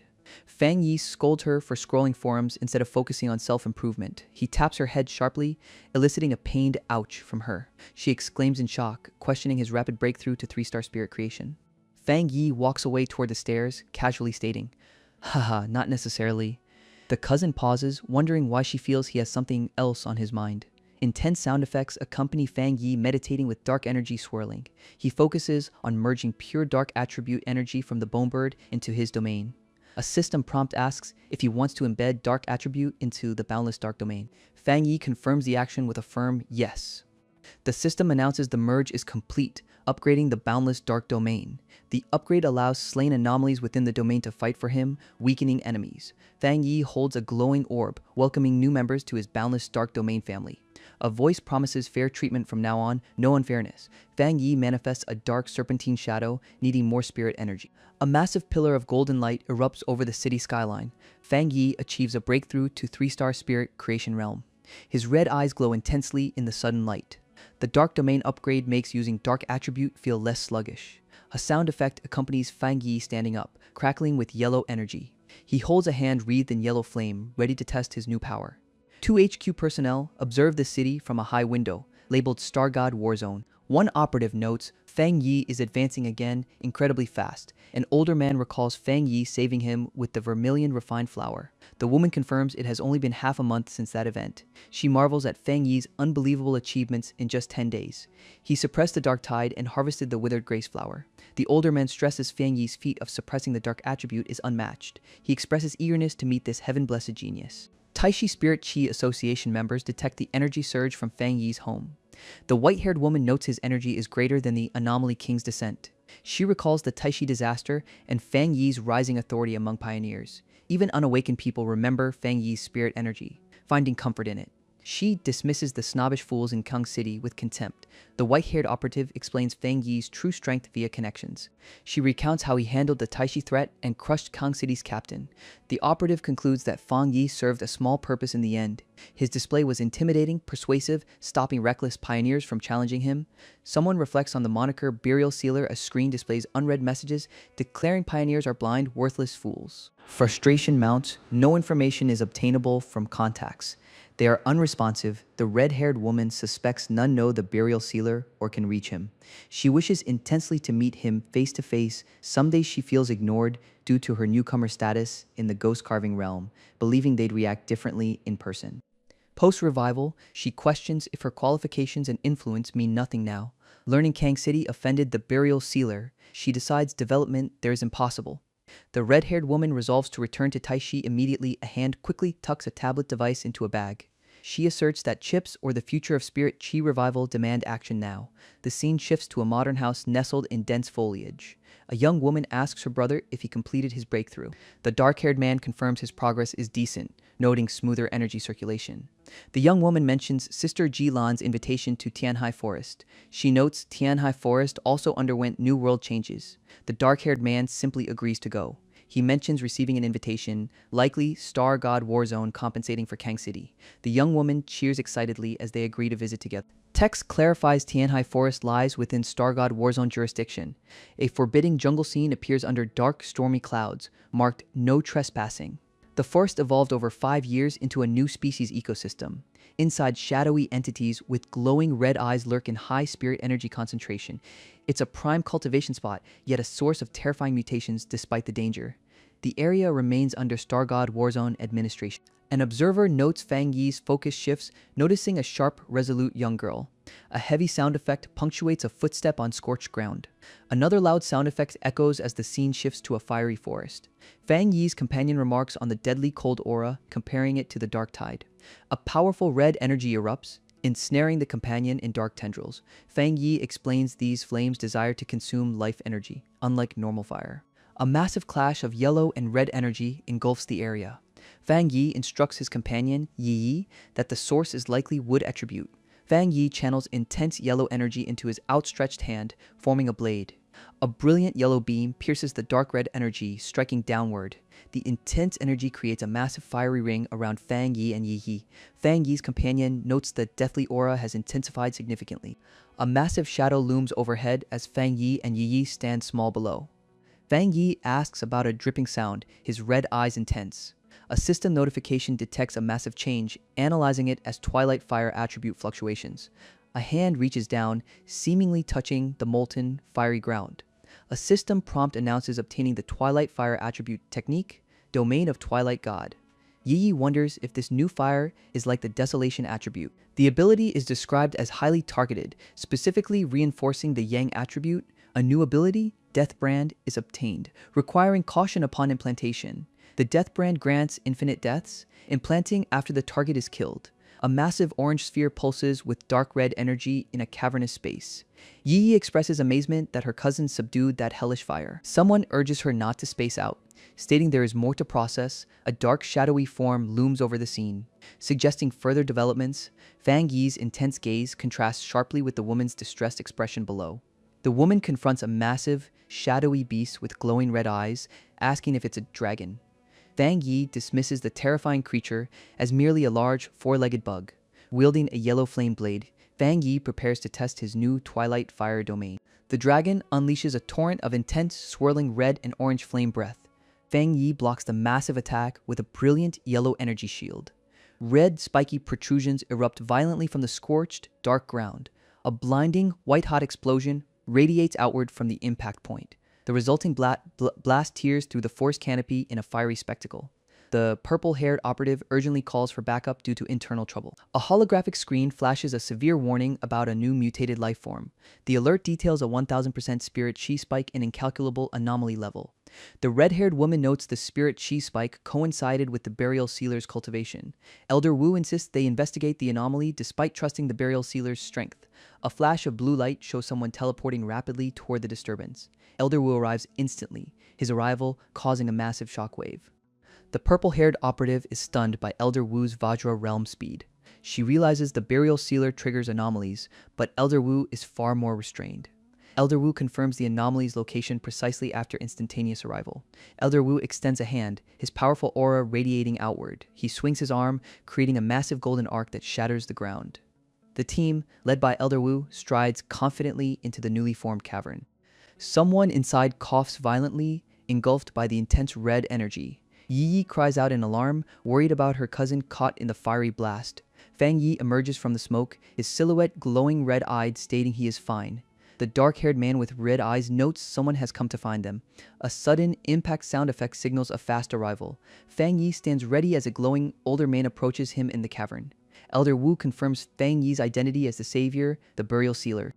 Sister Lan and the purple-haired woman react strongly to seeing Elder Wu. Elder Wu looks intensely, his expression serious and focused. He explains the mutated lizard was evolving into a dragon, Vajra realm power. A terrifying massive dark dragon head looms through the smoke. Elder Wu observes the precise wounds, confirming a single/kill. He senses pure Twilight Fire energy on Fang Yi, matching the slain beast. Elder Wu wonders if the earlier warning detected this very energy signature. Sister Lan confronts Fang Yi, asking if he handled the threat again. Another voice confirms Fang Yi directly killed the creature. Sister Lan notes the creature would have reached Vajra power if it evolved. She stresses the war zone never detected the threat until now. Without the burial sealer, the consequences would have been unimaginable. Fang Yi assures Elder Wu there is no need for excessive courtesy. Elder Wu expresses relief, saying Fang Yi's power makes retirement easy. He requests Fang Yi keep the half-dragon's death a secret from everyone. This secrecy includes the entire Spirit Chi Association, he insists. Manifestations here could be worse than the extreme Dark Zone anomalies. Star God Warzone shoulders the burden to avoid overtaxing the Spirit Chi Association. Fang Yi calmly agrees, stating it is no problem. He explains the Twilight Fire he absorbed has a devouring focus like Tao Ti. The lizard mutated into a half-dragon by absorbing that very Twilight Fire. Alarms blare as a powerful entity breaks seclusion, reaching the Vajra realm. The newly emerged wood attribute pioneer, Bai Su, stands revealed under the moon. Onlookers confirm Bai Su's Vajra realm aura, celebrating a new expert for Star God Warzone. A close-up shows intense red eyes, suggesting his spiritual power exceeds expectations. Bai Su announces his emergence from seclusion to Elder Wu and Jialan. Elder Wu questions the identity of the newcomer standing beside Jialan. The Elder introduces Bai Su, Star God Warzone's trump card, aiming for Vajra. Then Fang Yi speaks. Fang Yi introduces himself as Burial Sealer, Captain of Taishi. Bai Su notes Fang Yi's spiritual body is transparent and soothingly refreshing. Bai Su admits Fang Yi shows signs of entering Vajra's strength comparable to his own. The Elder confirms Fang Yi's identity, citing his life-saving and crisis-resolving feats. A sharp command tells someone to show the Captain of Taishi proper respect. Bai Su expresses surprise at the events that transpired during his seclusion. The Elder explains Bai Su awakened early, then secluded himself in Tianhai Forest. He muses that spirit chi revival makes human cultivation defy nature. The Elder states human energy absorption is the slowest on Blue Star. Humans were initially categorized into 5 levels based on mutations. Currently, only 5 pioneers have reached the 3-star Vajra realm. The Elder suggests rare talents like Burial Sealer exist but cannot advance further. The Vajra realm presents an insurmountable gap, causing many pioneers to fail or die. Reaching Vajra involves a tremendous transformation akin to rebirth. Upon breakthrough, pioneers gain transcendence, their bodies infused with spiritual energy. Bai Su reached half-step Vajra safely, his attributes becoming smoother. The Elder praises Bai Su's achievement, finding him impressive like Fang Yi. Fang Yi remains silent, processing the information with a neutral expression. An urgent warning screams that Baisu is out, fighting Taishi's captain. An observer notes two monsters clashing, feeling incredibly fired up for the fight. The announcer identifies one as Taishi's rising star, the other representing Star God Warzone. The observer wonders who will ultimately triumph in this massive match. Text explains wood attribute pioneers command and stimulate plant growth naturally. Baisu's spiritual energy is perfected, allowing him to forcibly create a plant army. He can also use this power to launch deadly surprise attacks with any plant. The speaker declares the entire Tianhai forest is now Baisu's domain. Fang Yi smirks, realizing the forest plants are perfect fuel for his flames. A massive green entity rises as Fang Yi's red eye focuses intently. Fang Yi asks if the wood attribute plants are immune to his burning power. The opponent confirms wood attribute is at a disadvantage against fire attribute. However, the wood pioneer boasts his plant army resists fire suppression now. A close-up shows Fang Yi's intense, determined glare. The wood pioneer unleashes his ultimate move, trapping Fang Yi in vines. The pioneer challenges Fang Yi, saying a real foe faces more than this cage. Fang Yi acknowledges the opponent's half-step Vajra realm strength. He touches the green energy, noting the refined wood attribute spiritual energy. The opponent warns Fang Yi not to touch the giant tree due to concentrated toxins. The blue-haired pioneer scoffs, doubting a 3-star spirit creation pioneer. Fang Yi simply asks, "Is that so?" with a confident, fiery smile. He declares he must test the limits of the opponent's power himself. A blinding explosion of intense yellow and orange energy erupts. The wood pioneer reacts with shock and horror as his defenses fail. The pioneer screams that the plants shouldn't burn. Questioning the terrifying flame, Fang Yi's fiery blade descends toward the lunging, blue-haired operative. The operative stares, realizing Fang Yi predicted his retreat after injecting energy into the forest. The operative confronts Fang Yi across the scorched, burning Tianhai forest. Baisu reflects on being a rare genius, his cultivation spot now challenged. He denies defeat, certain that reaching half-step Vajra guarantees victory. The wood pioneer grins maniacally, unleashing his next devastating move. Massive green energy manifests, forming intricate glowing patterns on the cliffside. Baisu roars, channeling immense power with glowing yellow-green eyes. Fang Yi grips his hand, feeling the rich wood attribute spiritual energy surrounding him. Someone shouts warnings to Elder Wu and Sister Lan about Fang Yi being trapped. Elder Wu looks intensely focused, ready to intervene if necessary. Fang Yi's eye burns with yellow flame, ready to counter the green energy. He leaps upward, wielding his glowing yellow sword against the green tendrils. The golden blade slices through the binding energy with immense force. Baisu coughs violently, blood dripping from his mouth as he clutches his face. The defeated pioneer vows to recreate the entire forest environment again. Fang Yi smirks, asking if that was truly the extent of his opponent's power. The burial sealer launches himself downward, shattering the green barrier. Observers note Fang Yi's disappointment in Star God Warzone's strength. The purple-haired operative admits Fang Yi is correct about Baisu's performance. The dark-haired woman asserts that Baisu losing is completely normal. Elder Wu notes Baisu's mental state is strained, unlike the burial sealer. Baisu spits blood, thanking Elder Wu for the observation with a grim look. Despite the damage, the wood pioneer insists he can continue fighting. Fang Yi states plainly that it is time to conclude their intense confrontation. A hand clasped together in a gesture with red characters above. The red-eyed man acknowledges the opponent's top-tier clone ability. However, he notes the foe drained significant personal energy. He declares that despite this, the match must now conclude. The black-haired man unleashes a massive wave of yellow flame energy. The blue-haired pioneer's fiery clones are instantly engulfed and destroyed. Another figure screams, asking for the opponent's location. A massive fiery dragon head manifests amidst the blinding light. The blue-haired pioneer, now engulfed, is clearly overwhelmed. Fang Yi stands tall, bathed in golden fire, declaring the end. The blue-haired pioneer is seen being utterly consumed by the flames. Observers note Baisu's swift and devastating defeat. Sister Lan and the other woman react to the shocking loss. The woman in the foreground states she expected Baisu to lose, but not suffer such a crushing defeat to this monster. The purple-haired operative and her partner express shock at the outcome. They confirm Fang Yi defeated 2 disaster-level anomalies consecutively. The blue-haired pioneer, now defeated, scoffs at Fang Yi's half-step Vajra realm. He dismisses Fang Yi's strength, stating that's all it is. The pioneer's face contorts in a furious, intense glare. He thanks Fang Yi for the lesson, announcing he must return to seclusion. Fang Yi casually agrees, stating, "All right, no problem." The purple-haired operative questions his immediate seclusion. The blue-haired pioneer activates a bright yellow aura, declaring seclusion. Elder Wu and Sister Lan react, noting his first seclusion after awakening. Elder Wu questions if Fang Yi is alright, noting the forest's diverse attributes. He observes that the lightning attribute absorbed more energy after the previous clash. The elder looks down intensely, his expression serious and focused. He recalls Fang Yi never fully showed his lightning attribute powers before. Elder Wu laughs heartily, calling them talented and promising. He orders the area cleared, ensuring the two youths are not disturbed during training. A close-up shows Elder Wu's satisfied gaze, hoping for the best outcome. Fang Yi stands in the bamboo forest, his red eyes glowing faintly. He confirms Star God Warzone respects his requests, avoiding pressure. Fang Yi channels power, radiating intense blue energy out. He declares this is the true power of absolute strength. A thought bubble signals something immense is rapidly approaching.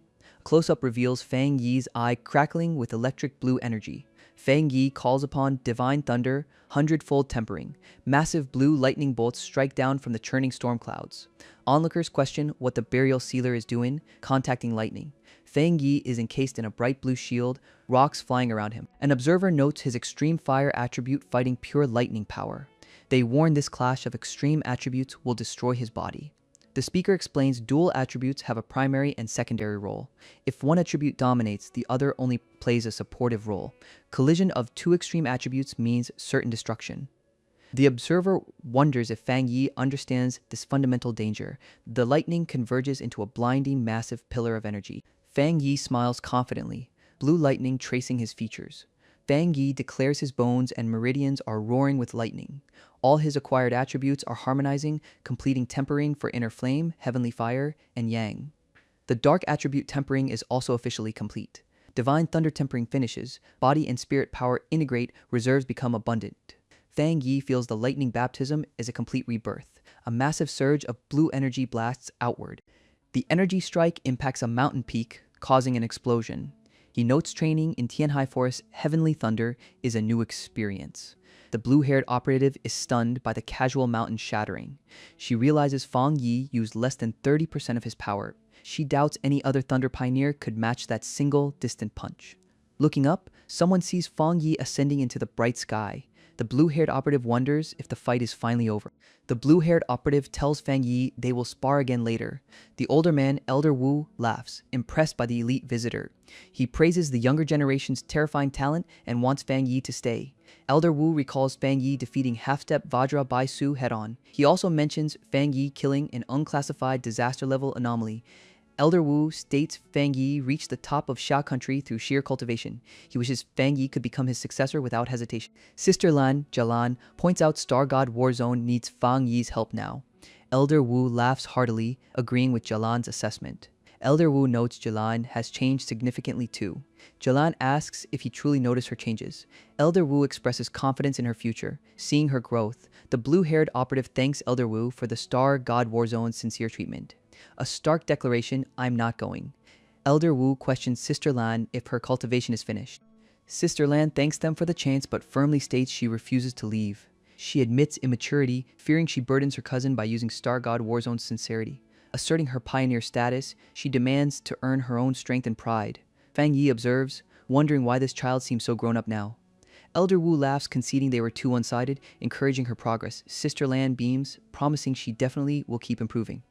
Fang Yi resolves to review the Twilight Fire attribute after solving the spiritual power issue.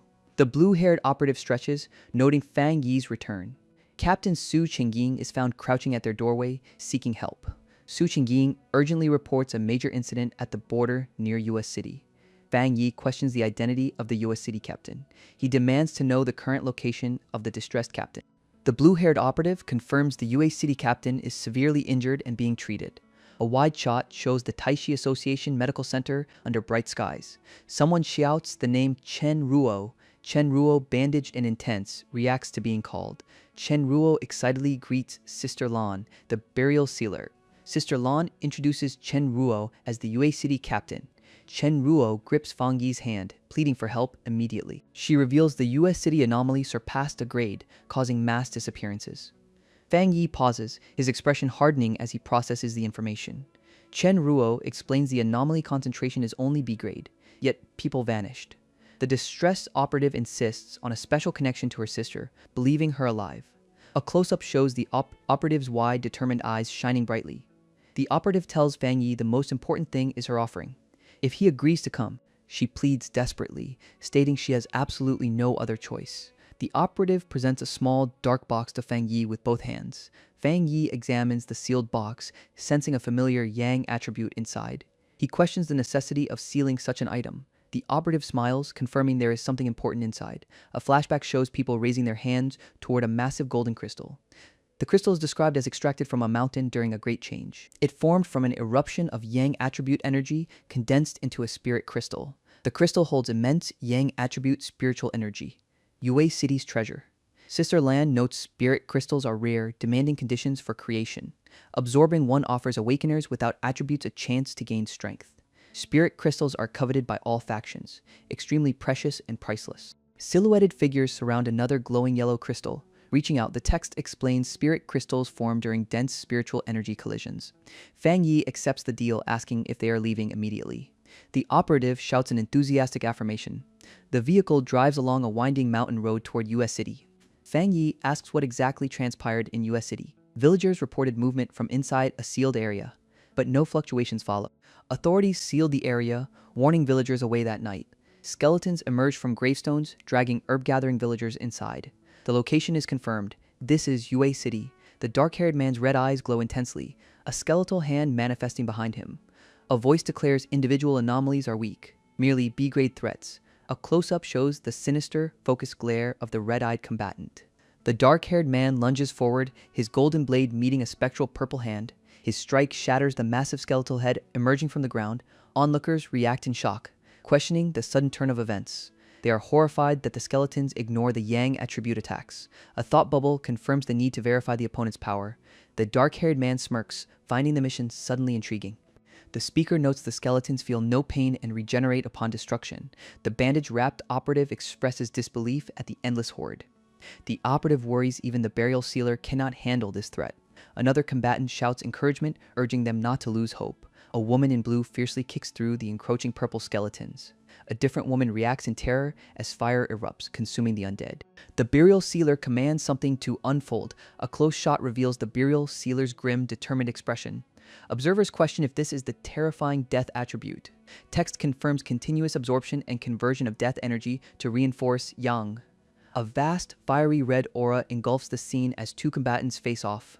The burial sealer stands amidst intense flames, declaring his true strength. Spectators gasp, realizing the fire consumed both skeletons and gravestones. A declaration states narrow-mindedness is over. U City is saved, demanding introductions. The scene shifts to the U City Temporary Association Hall entrance. The blue-clad operative arrives, announcing the reinforcements. Taishi captain and burial sealer. Villagers panic, U City facing doom from encroaching graves. The blue-haired operative questions why Fang Yi returned with outsiders. A villager claims they were fooled.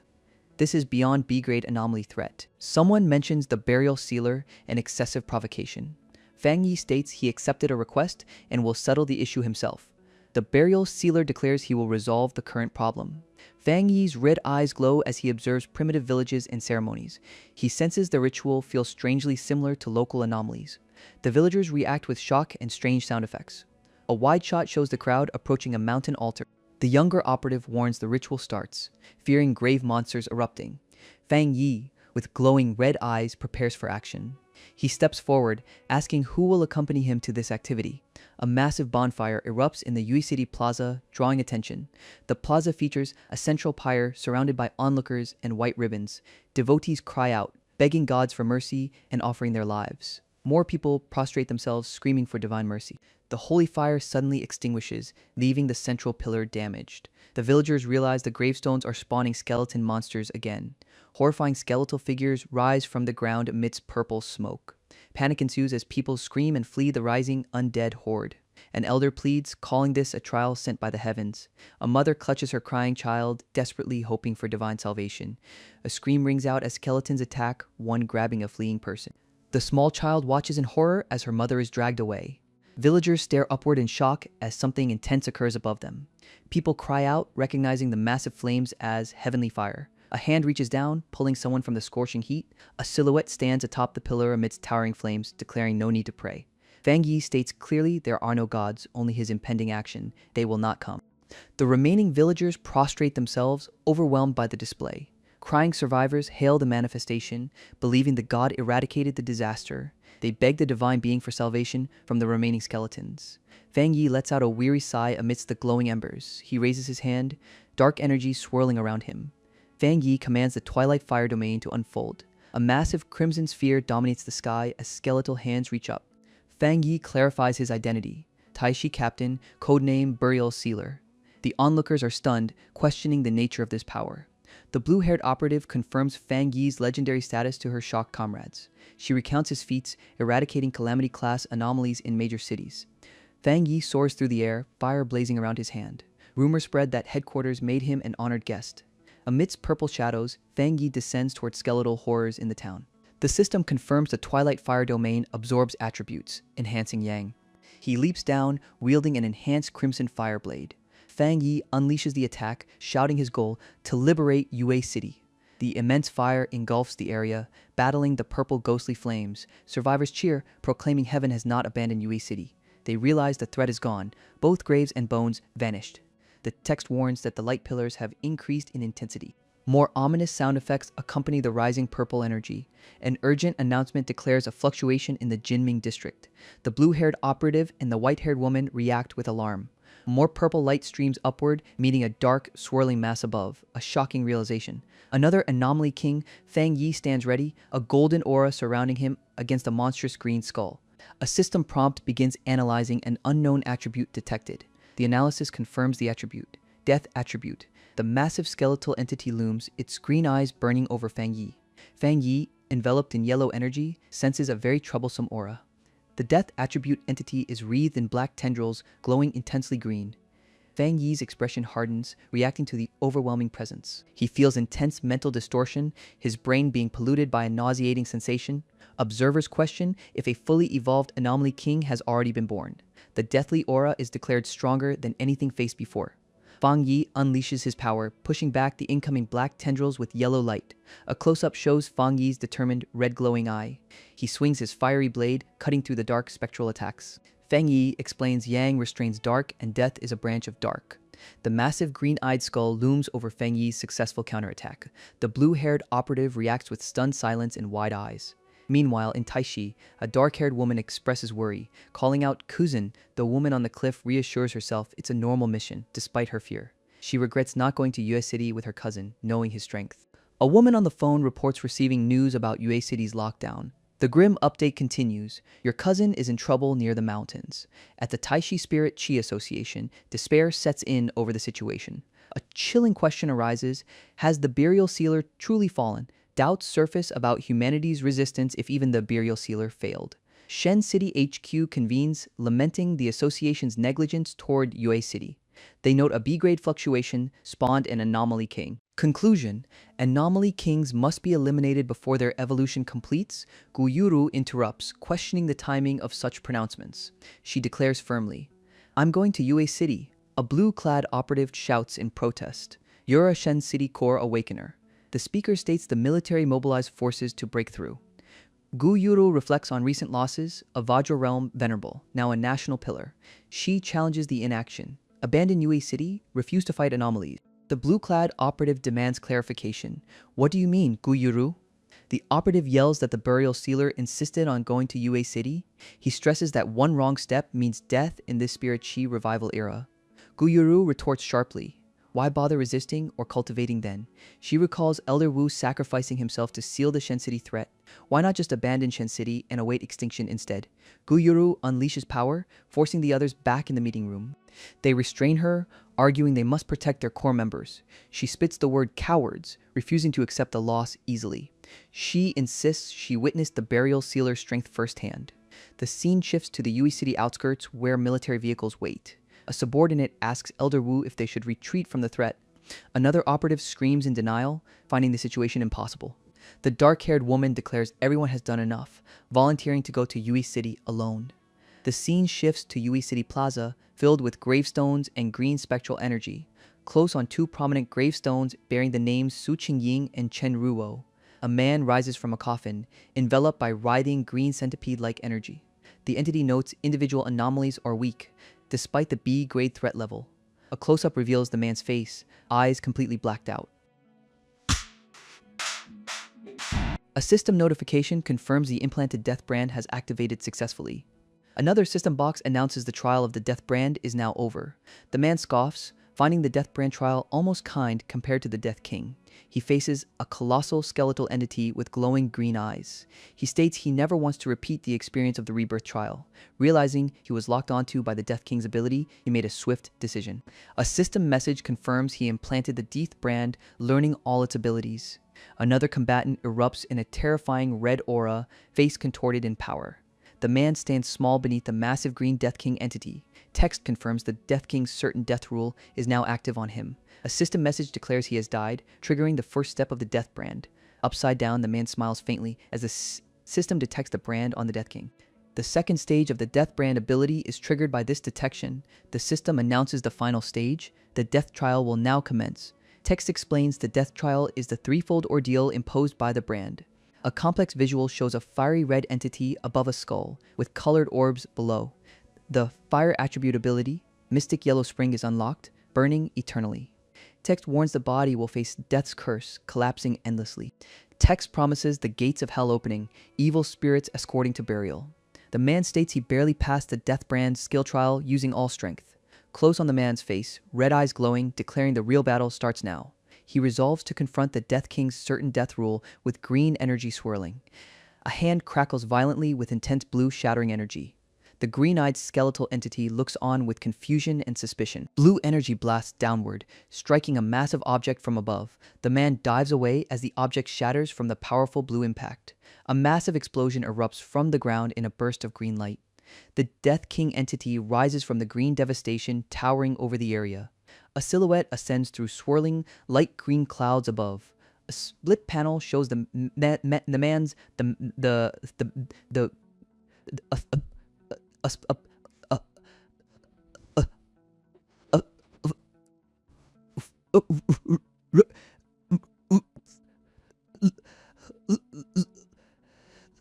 The man observes the intense death energy emanating from the massive foe. The Death King entity unleashes more green spectral power aggressively. The massive green entity erupts upward with terrifying force. Close on the man's face, blood dripping from his mouth, looking fierce. A speech bubble exclaims the overwhelming density of the death energy. 3 operatives stand on a dark cliff, one calling out, "Cousin." The blue-clad operative unleashes a powerful, sharp beam of blue energy. The woman with blue energy replies, "Count me in," readying her power. The dark-haired woman smirks, recognizing the blue-clad operative. Sea blue mystic, massive spheres of intense yellow and orange fire erupt violently. Survivors buried under rubble ask, "What just happened?" Looking dazed. A powerful green force bursts through the ground as the observers watch. 3 operatives warn each other about anomalies pulling beings into gravestones. Skeletons erupt from the ground amidst violent green energy bursts. More skeletal horrors are violently thrown back into the earth. 2 women react with shock and alarm to the unfolding situation. 1 operative questions the Anomaly King's sudden mass retreat. The other confirms they must handle whatever comes next. A massive impact shakes the ground as something heavy lands. A powerful individual carries a wounded comrade off the battlefield. The rescuer believes the king's withdrawal offers a chance for recovery. The sight of the retreating king proves the burial sealer caused trouble. Close on Fang Yi's face, his eyes glowing intensely red. A massive red character dominates the panel, signifying immense power. Fang Yi stands alone, death count displayed as 2. System confirms the death brand dragged the Death King into the death cycle, weakening it by 10%. Fang Yi confronts the Death King, noting its absolute rule of death. The system announces the death brand activation on the king. The certain death rule now applies to Fang Yi as well. A split panel shows Fang Yi's smirk alongside the Death King's skull. More violent sound effects accompany a massive green energy surge. A skeleton unleashes an attack while enveloped in vibrant green flames. Fang Yi evades multiple incoming green energy projectiles from above. A powerful explosion of energy erupts where Fang Yi was positioned. The death count ticks up to 3 as the Death King gloats. System reveals the Death King is weakened to 30%, collapsing without perception. Fang Yi unleashes his power, shattering the Death King's attack. System confirms the Death King received Netherflame Incineration debuff. The man notes the Death King ignores the warning, feeling no pain from the death brand. He ascends, believing his attacks are utterly meaningless to the foe.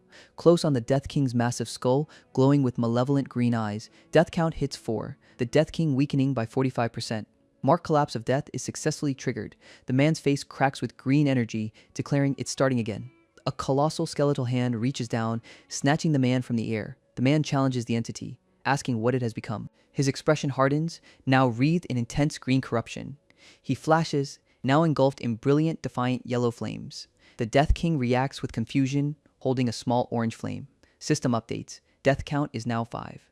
The green energy intensifies around the monstrous skull. Scene shifts outside US City, showing jagged, menacing rock formations. 2 observers stand amidst the eerie green landscape. One questions if the gravestones are collapsing, shocked by the sight. The other confirms the collapse, pointing toward dissipating frontline light. Both look up as the swirling green vortex above begins to fade. The first observer wonders if her cousin is actually still alive. A heavily armored warrior yells to enter US City for survivors. He orders support and evacuation for the wounded and survivors. Other powered allies prepare for potential new anomalies. Back in US City, the central monument stands amidst dark, jagged terrain.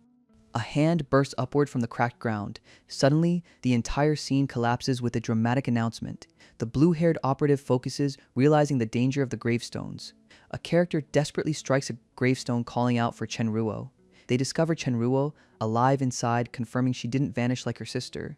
Looking up, the operative notices the swirling, ominous sky above them. She cries out in alarm as a bright blue light collapses into the vortex. A dark entity slams violently into the ground with immense force. A stylized green symbol flashes intensely against the black background. The noble Death King appears, questioning the lesser creatures before him. The Death King roars in fury, demanding respect from the unseen foes. A massive shadowy form with burning red eyes screams in rage, close up on terrifying red eyes pulsing within absolute darkness. A huge glowing red sphere dominates the frame, radiating power. A system screen displays the progress reaching 90%. Green energy shatters violently outward with an explosive sound effect. The system confirms the progress has reached 100%. Text confirms the Death King's abilities are now completely weakened and taken. A close-up reveals Fang Yi's face, his eyes glowing vibrant magenta. Fang Yi ascends into the purple-tinged sky, bathed in divine light. The operatives stare up, realizing this is beyond expectation. The blue-haired operative stutters that Burial Sealer not only escaped death, but mastered the Death King's power. The older operative marvels, suggesting something even more unbelievable occurred. He explains the certain death rule was broken by Fang Yi's breakthrough. Fang Yi stands wreathed in purple energy, having mastered the ability to destroy the Death King. The revelation hits. Rebirth after death. The purple-eyed operative insists, no look. The group realizes rescue was possible only because Burial Sealer didn't turn victims into puppets or attack them directly. Rescuers find a badly injured woman whose skin is turning purple, asking what happened. The injured woman awakens, muttering about the noise and questioning if she was already dead. Observers point upward, shocked by a purple aura, questioning if it's an anomaly king or death god. Someone shouts that the name Burial Sealer sounds terrible. A small child looks up in awe at the unfolding events. A survivor exclaims joyfully that he is a god who defeated the evil thing. A sound effect accompanies a purple energy sweep across the dark sky. Fang Yi floats upward, wielding a massive, shadowy purple weapon. He declares grimly, "It's over." Fang Yi unleashes a devastating purple energy beam downward. Someone gasps in disbelief. This is older survivors react with shock and confusion to the aftermath. The survivors watch Fang Yi descend amidst the purple and red energy storm. The 3 powerful entities below observe the netherworld whales descending upon them. Fang Yi commands the darkness. "Return to where you belong." He extends his hand, radiating brilliant yellow light labeled Yang Attributed Purification. A stylized brown signature flashes across the black void. An overwhelming burst of pure white and yellow light explodes outward. Allies look up toward the intense golden light descending from the heavens. Fang Yi sighs, relieved, stating, "Phew, finally over." He stands alone in the ruined graveyard, surrounded by blue-tinged destruction. The blue-haired operative rushes forward, embracing Fang Yi and shouting, "Bro." The operative looks confused, marked by question marks, while hugging him tightly. The woman cries out, relieved, asking if Fang Yi is truly alive after scaring her, touching his head. Fang Yi, with a slight smirk, assures her he is perfectly fine, showing no harm. A different woman with light blue pigtails smiles, thanking him briefly, looking slightly confused. The pigtail woman watches as the first woman embraces a wounded comrade nearby.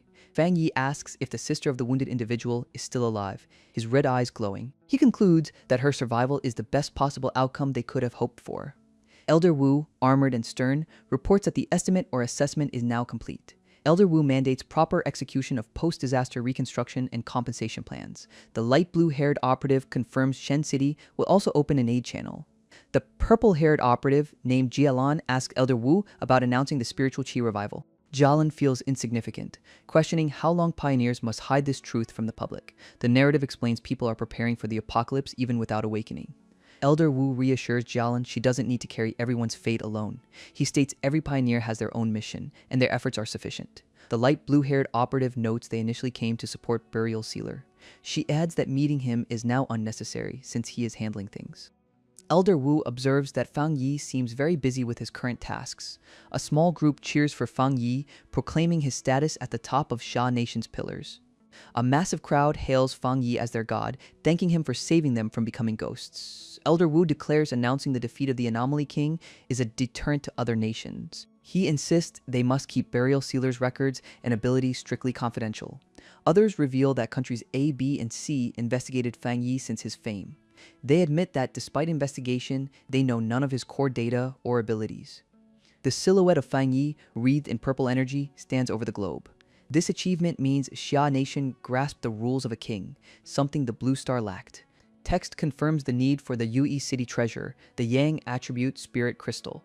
He now possesses 2 top-grade attribute crystals, dark and yellow.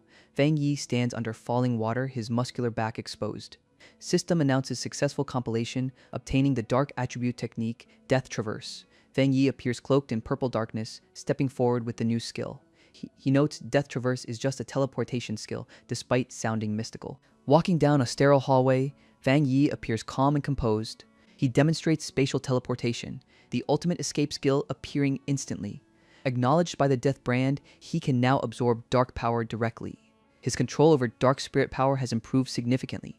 Fang Yi stands before the spectral Death King remnant, nearing the Vajra realm. He recalls the Yang Crystal, Chen Ruo's promised payment for saving Yue City. Yue City held a grand handover ceremony instead of a private exchange. They even built a new statue of Fang Yi for his heroism. Dismissing the fuss, Fang Yi holds up the glowing yellow crystal. His red eyes focus intensely on the Yang Attribute Spirit Crystal. A massive vortex of intense red and yellow energy erupts skyward. System detects Yang fluctuations, identifying the Yang Attribute Spirit Crystal. Activating ultimate computation, the system begins compiling the new power. Fang Yi channels the intense yellow energy between his hands. Compilation successful. A bright blue frame flashes. A silhouette bursts forth in a blinding yellow light explosion. System confirms obtaining the Yang Attribute Technique, Sun God. The Sun God technique summons a divine avatar to burn all realms. A golden sun symbol cracks across Fang Yi's forehead, radiating power. Pioneer Forum chatter notes familiar Yang attribute presence in Taisu City. Back again. Forum users question if Burial Sealer gained a new ability, noting this phenomenon differs. One pioneer complains about nearly being roasted like a monkey during a mission. A dark-haired man questions if the prophet from country B might be correct, clenching his fist. The red-haired woman looks skeptical, dismissing superstitious frauds who would panic first. The woman notes that Xia Nation has experienced significant recent turmoil. The dark-haired man mocks the woman, asking if she hates revival because people now look down on her. He cruelly suggests being trash in this world must feel awful. The woman's eyes widen in shock, realizing he doesn't want to team up with Burial Sealer. The man laughs, asking if she is even worthy, stating Burial Sealer never teams up. The group kicks her out, telling her to go team up with Burial Sealer instead. The woman yells, demanding her share since she completed the mission with them. She screams, "Get lost!" as she unleashes power against the grinning shadows. The woman shouts, "Just you wait," her purple eyes blazing with fury. The dark-haired man explains rivals are panicking because news spread of her strength against an anomaly king. An older man with white hair confirms Country B won't let Xia grow stronger peacefully. A shadowy entity in red glows over a city, claiming the last disaster involved Country B. Fang Yi wonders if Country B is truly weaker than them, pondering why they didn't stop the catastrophe.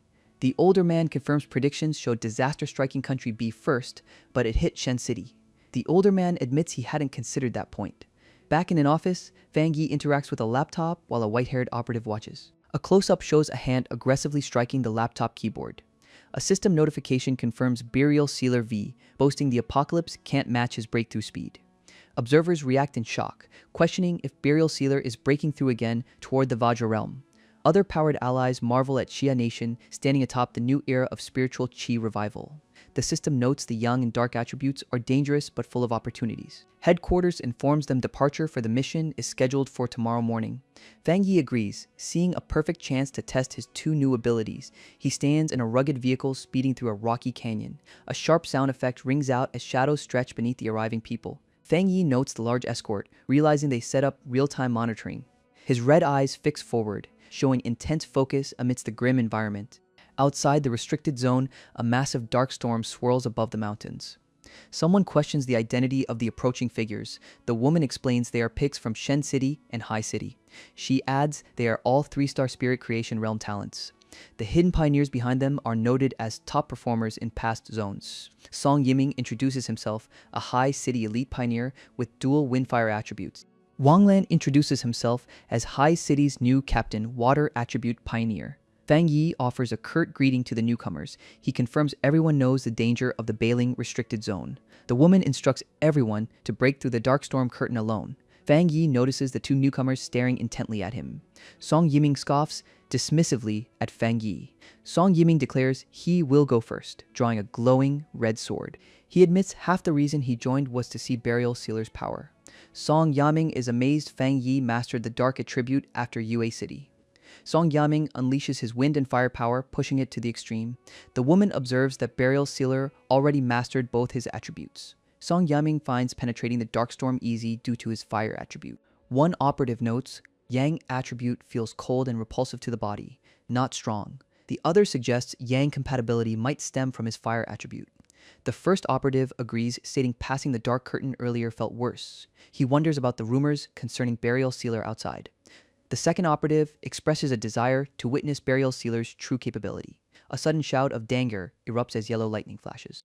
Fang Yi, with red eyes and a dark aura, stands silently with a woman behind him.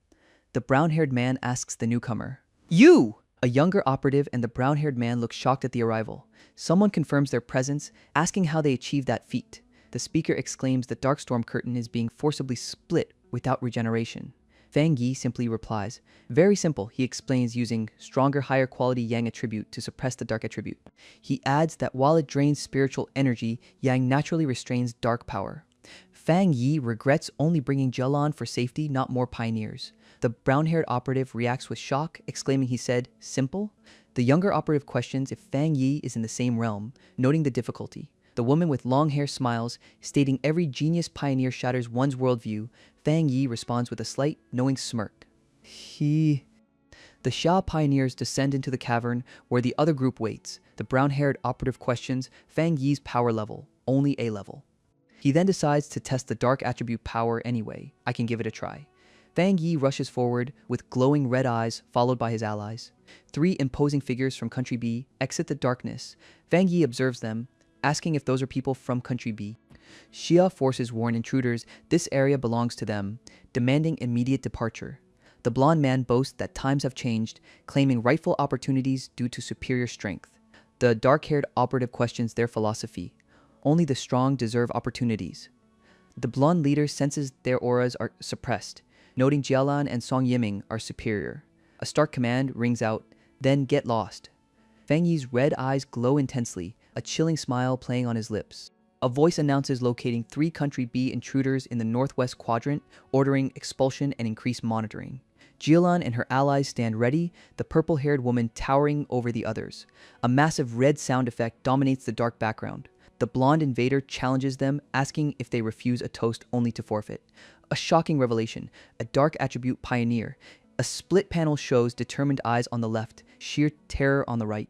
The blonde man unleashes dark power, declaring this is his home ground in the dark territory. A large green sound effect emphasizes the rising dark power. The purple-haired woman identifies the threat, nether poison attribute from corrupted corpses mutated by dark attribute. The younger operative panics, asking their objective. Another operative screams that communication and monitoring equipment were destroyed. Fang Yi states grimly that the intruders aim to kill them and silence the evidence. The red-eyed operative demands action, strike the dark power before the casting finishes. A warrior charges forward with a fiery sword while another prepares a blue shield defense. A massive clash of energy erupts as the fiery attack meets the dark swirling mass. The dark and light energies collide in a blinding, swirling vortex of red and yellow. The charging warrior looks up in shock as the explosion peaks. The Xia team watches the incoming devastation, realizing the danger. A warning rings out, "Everyone, be careful." A shocked operative cries out that his defense is failing against a dark entity. A central black-haired individual commands allies to spread out while holding a glowing staff. A massive beam of yellow light cuts through the darkness where the enemy was, close up on a face with glowing red eyes emerging from shadow. The green-wreathed adversary mocks a fire attribute pioneer from Jia, claiming they won't be lucky next time. The central operative stares down, his expression grim and focused. The injured allies groan as the dark entity's power envelops them. The green-clad woman screams that the enemy has hidden strength, reaching 2-star Vajra realm. A voice curses the cunning old bastard responsible for this situation. The green-wreathed antagonist laughs maniacally, flanked by 2 muscular allies. Outside the restricted zone, personnel report the storm curtain is closed, infiltration is impossible. An alert demands headquarters be notified. Country B pioneers infiltrated and attacked border personnel. An operative demands confirmation that footage of the destruction is saved. An assistant confirms all footage is backed up, even with recent turmoil. They review footage showing a Country B pioneer with dark attribute, though noted as a sub-attribute. Analysis reveals the wound from this dark power will never heal. They discuss Country B's cruel pioneer experiments, suspecting the attacker is one of their creations. The dark entity gloats that the companions' bodies will rot from nether poison, feeding its spirit power. The black-haired operative stares back, declaring the antagonist will return to Country B with him. The green-haired villain grins, reaching out, threatening to absorb the operative. The purple-haired Jielan senses the spirit pressure, recognizing a national-level powerhouse from Country B. The injured comrade yells, questioning if they want everyone to die by fighting back. Fang Yi, glowing with yellow energy, dismisses the 2-star Vajra realm opponent as weak. He asks if the dark sub-attribute Reeler realized his nether poison has no effect. The antagonist screams in shock, demanding to know what Fang Yi just said. The Country B adversary taunts Fang Yi, suggesting his allies will soon perish. The green-wreathed villain laughs, boasting his nether poison is inescapable for humans. Fang Yi unleashes a blinding burst of yellow yang energy, sword held high. The antagonist reels back, shocked by the sudden appearance of the yang attribute. The Country B expert cries out, recognizing Fang Yi mastered yang attribute. Fang Yi summons the heavenly fire blade, preparing a decisive strike. The fiery attack slams into the dark entity, causing a massive explosion. The villain screams, wondering how a human wields power near an anomaly king. Utter shock registers on the face of the dark entity as he screams impossible. The dark power engulfs the villain, leaving only question marks below. The Xia pioneers watch in horror, one bleeding from the mouth. A sickening sound effect as the dark power seems to dissipate from the villain's face. Fang Yi stands calmly, red eyes assessing the situation. The green-wreathed foe roars, claiming the dense dark attribute prevents his death. The brown-haired pioneer gasps, realizing the enemy is somehow still alive. The enemy gloats that Fang Yi relies on the abundant dark attribute here. Fang Yi counters, asking if the villain intends to heal with dark attribute energy. He mocks the villain's nether poison conversion rate as pathetically low. Fang Yi declares he doesn't need his new killing move to win. A close-up on Fang Yi's intense gaze questions the opponent's strength. The green-wreathed antagonist screams in confusion, his power suppressed. The villain thrashes, demanding why his healing power fails. Fang Yi delicately handles a small sliver of material, his expression cold. A massive burst of light erupts as Fang Yi unleashes a final, powerful move. Fang Yi walks away from the smoking remains of his opponents, stating, "It's done." 2 operatives recoil as purple lightning crackles around them. Fang Yi stands tall, holding dark energy, declaring he removes the dark attribute. The Country B pioneers react with shock at Fang Yi's swift action. The purple-haired woman notes the ease with which Fang Yi killed the Vajra realm pioneer. The black-haired operative observes the dead pioneer's chaotic spirit energy. He questions why Country B didn't know about Xia's Yang attribute pioneer. The woman wonders why they are unaware of Fang Yi specifically. She mentions the rumor of an anomaly that nearly destroyed Shen City. This anomaly was supposedly meant for Country B, blocked by Elder Wu. The operative admits the rumor sounds far-fetched without proof. Fang Yi states he doesn't think the speculation is exaggerated. The woman agrees, noting Elder Wu was Xia's pillar among pioneers. She confirms Country B always clashes with them, making Wu a target. The green-wreathed antagonist realizes he avenged Elder Wu unknowingly. Song Yiming vows to hang Fang Yi's portrait and strive for his acknowledgement. The other pioneer mutters that the Yang attribute fried Song Yiming's brain. Fang Yi tells Jielan the corrupted pioneers cannot enter the core yet. He instructs Jielan to take them back or train them on the outskirts. Fang Yi declares he is heading to see the core of the Mingying Forbidden Zone. A close-up shows Fang Yi's determined face with glowing yellow eyes. A massive blue and yellow lightning storm erupts as Fang Yi enters. The onlookers gasp, asking if he just went in like that. Song Yiming and the other pioneer look stunned by the sudden entry. One asks Jialan their chances if they attempted the core. Jialan replies that she used to be Elder Wu's successor, stepping back after Burial Sealer appeared. Someone observes the core, recognizing the Mingying Forbidden Zone's true form. The massive structure resembles a divine eye from satellite images. Fang Yi holds a dark sphere, feeling something strange. He senses his two extreme attributes slowly merging into a new spirit force. The change started the moment he touched the core.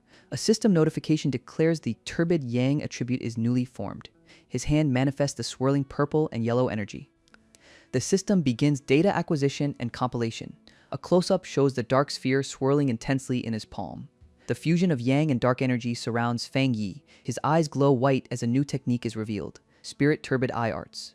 Observers note the dark attribute within the black pool has been completely drained. A shocked operative questions if the dark attribute fused with Yang. Another operative screams, asking what kind of monster this is. The purple-haired woman asks if they feel the change. She asks if the others feel the new spirit force, which is terrifying. Song Yiming and the water attribute pioneer sense the difference. They note the new force lacks the usual repulsion of dark power. One pioneer suggests they should try cultivating this new power too. The purple-haired woman insists there is no time, urging immediate cultivation. She sits down, initiating cultivation with the residual energy. Song Yiming also begins cultivating the leftovers. Outside the zone, monitoring personnel see overwhelming energy readings. They realize the Country B pioneers have vanished from their scans. The Sha operatives speculate Burial Sealer dealt with the Country B intruders. The B country leader demands answers about the missing operative, furious. A subordinate suggests the missing pioneer might be dead, not just gone. The subordinate grimly reports heavy losses, blaming Sha Country's cunning tactics. The leader explodes, demanding the promised benefits from Sha Country or funding ceases. The long-haired operative vows revenge for the humiliation, but pauses with, however, the operative asserts his pride as a B country pioneer, despising threats from his own side. The B country leader and his guards glare menacingly at the defiant operative. The operative threatens to contact Xia's leadership, demanding they teach the leader a lesson. A large red sound effect dominates the black panel. The operative asks if there are results after surveying the area. The operative, flanked by cloak shadows, learns they cannot enter Xia's zone. They confirm the implanted tracking device was destroyed. The operative considers interference from the Mingying zone fluctuations as a possibility. The operative vows vengeance against Xia Country with intense glowing eyes. A massive purple vortex marks the Mingying Forbidden Zone core. A description appears: Spirit Turbid Eye Arts drags beings into despair. A close-up shows someone engulfed in intense yellow flames, smiling. The text explains the technique can trap enemies in illusions until death. Fang Yi stands alone on the rocky ground, questioning the convenience of the situation. A figure glows intensely white and purple, radiating immense power. The glowing figure coughs violently, clutching his chest. The injured person touches his mouth, tasting blood, noting the overwhelming dark power. He realizes the new attribute still causes backlash even after forming. A close-up shows a different set of eyes glowing yellow, thinking, interesting. The yellow-eyed person expresses excitement for a long-awaited challenge. The central figure challenges the seated delegates, noting their strong opinions.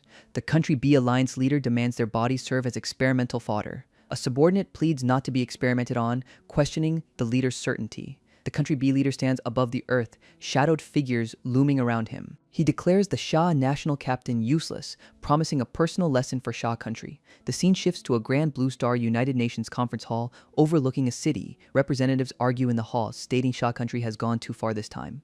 An envoy condemns Sha for killing a key pioneer from another nation.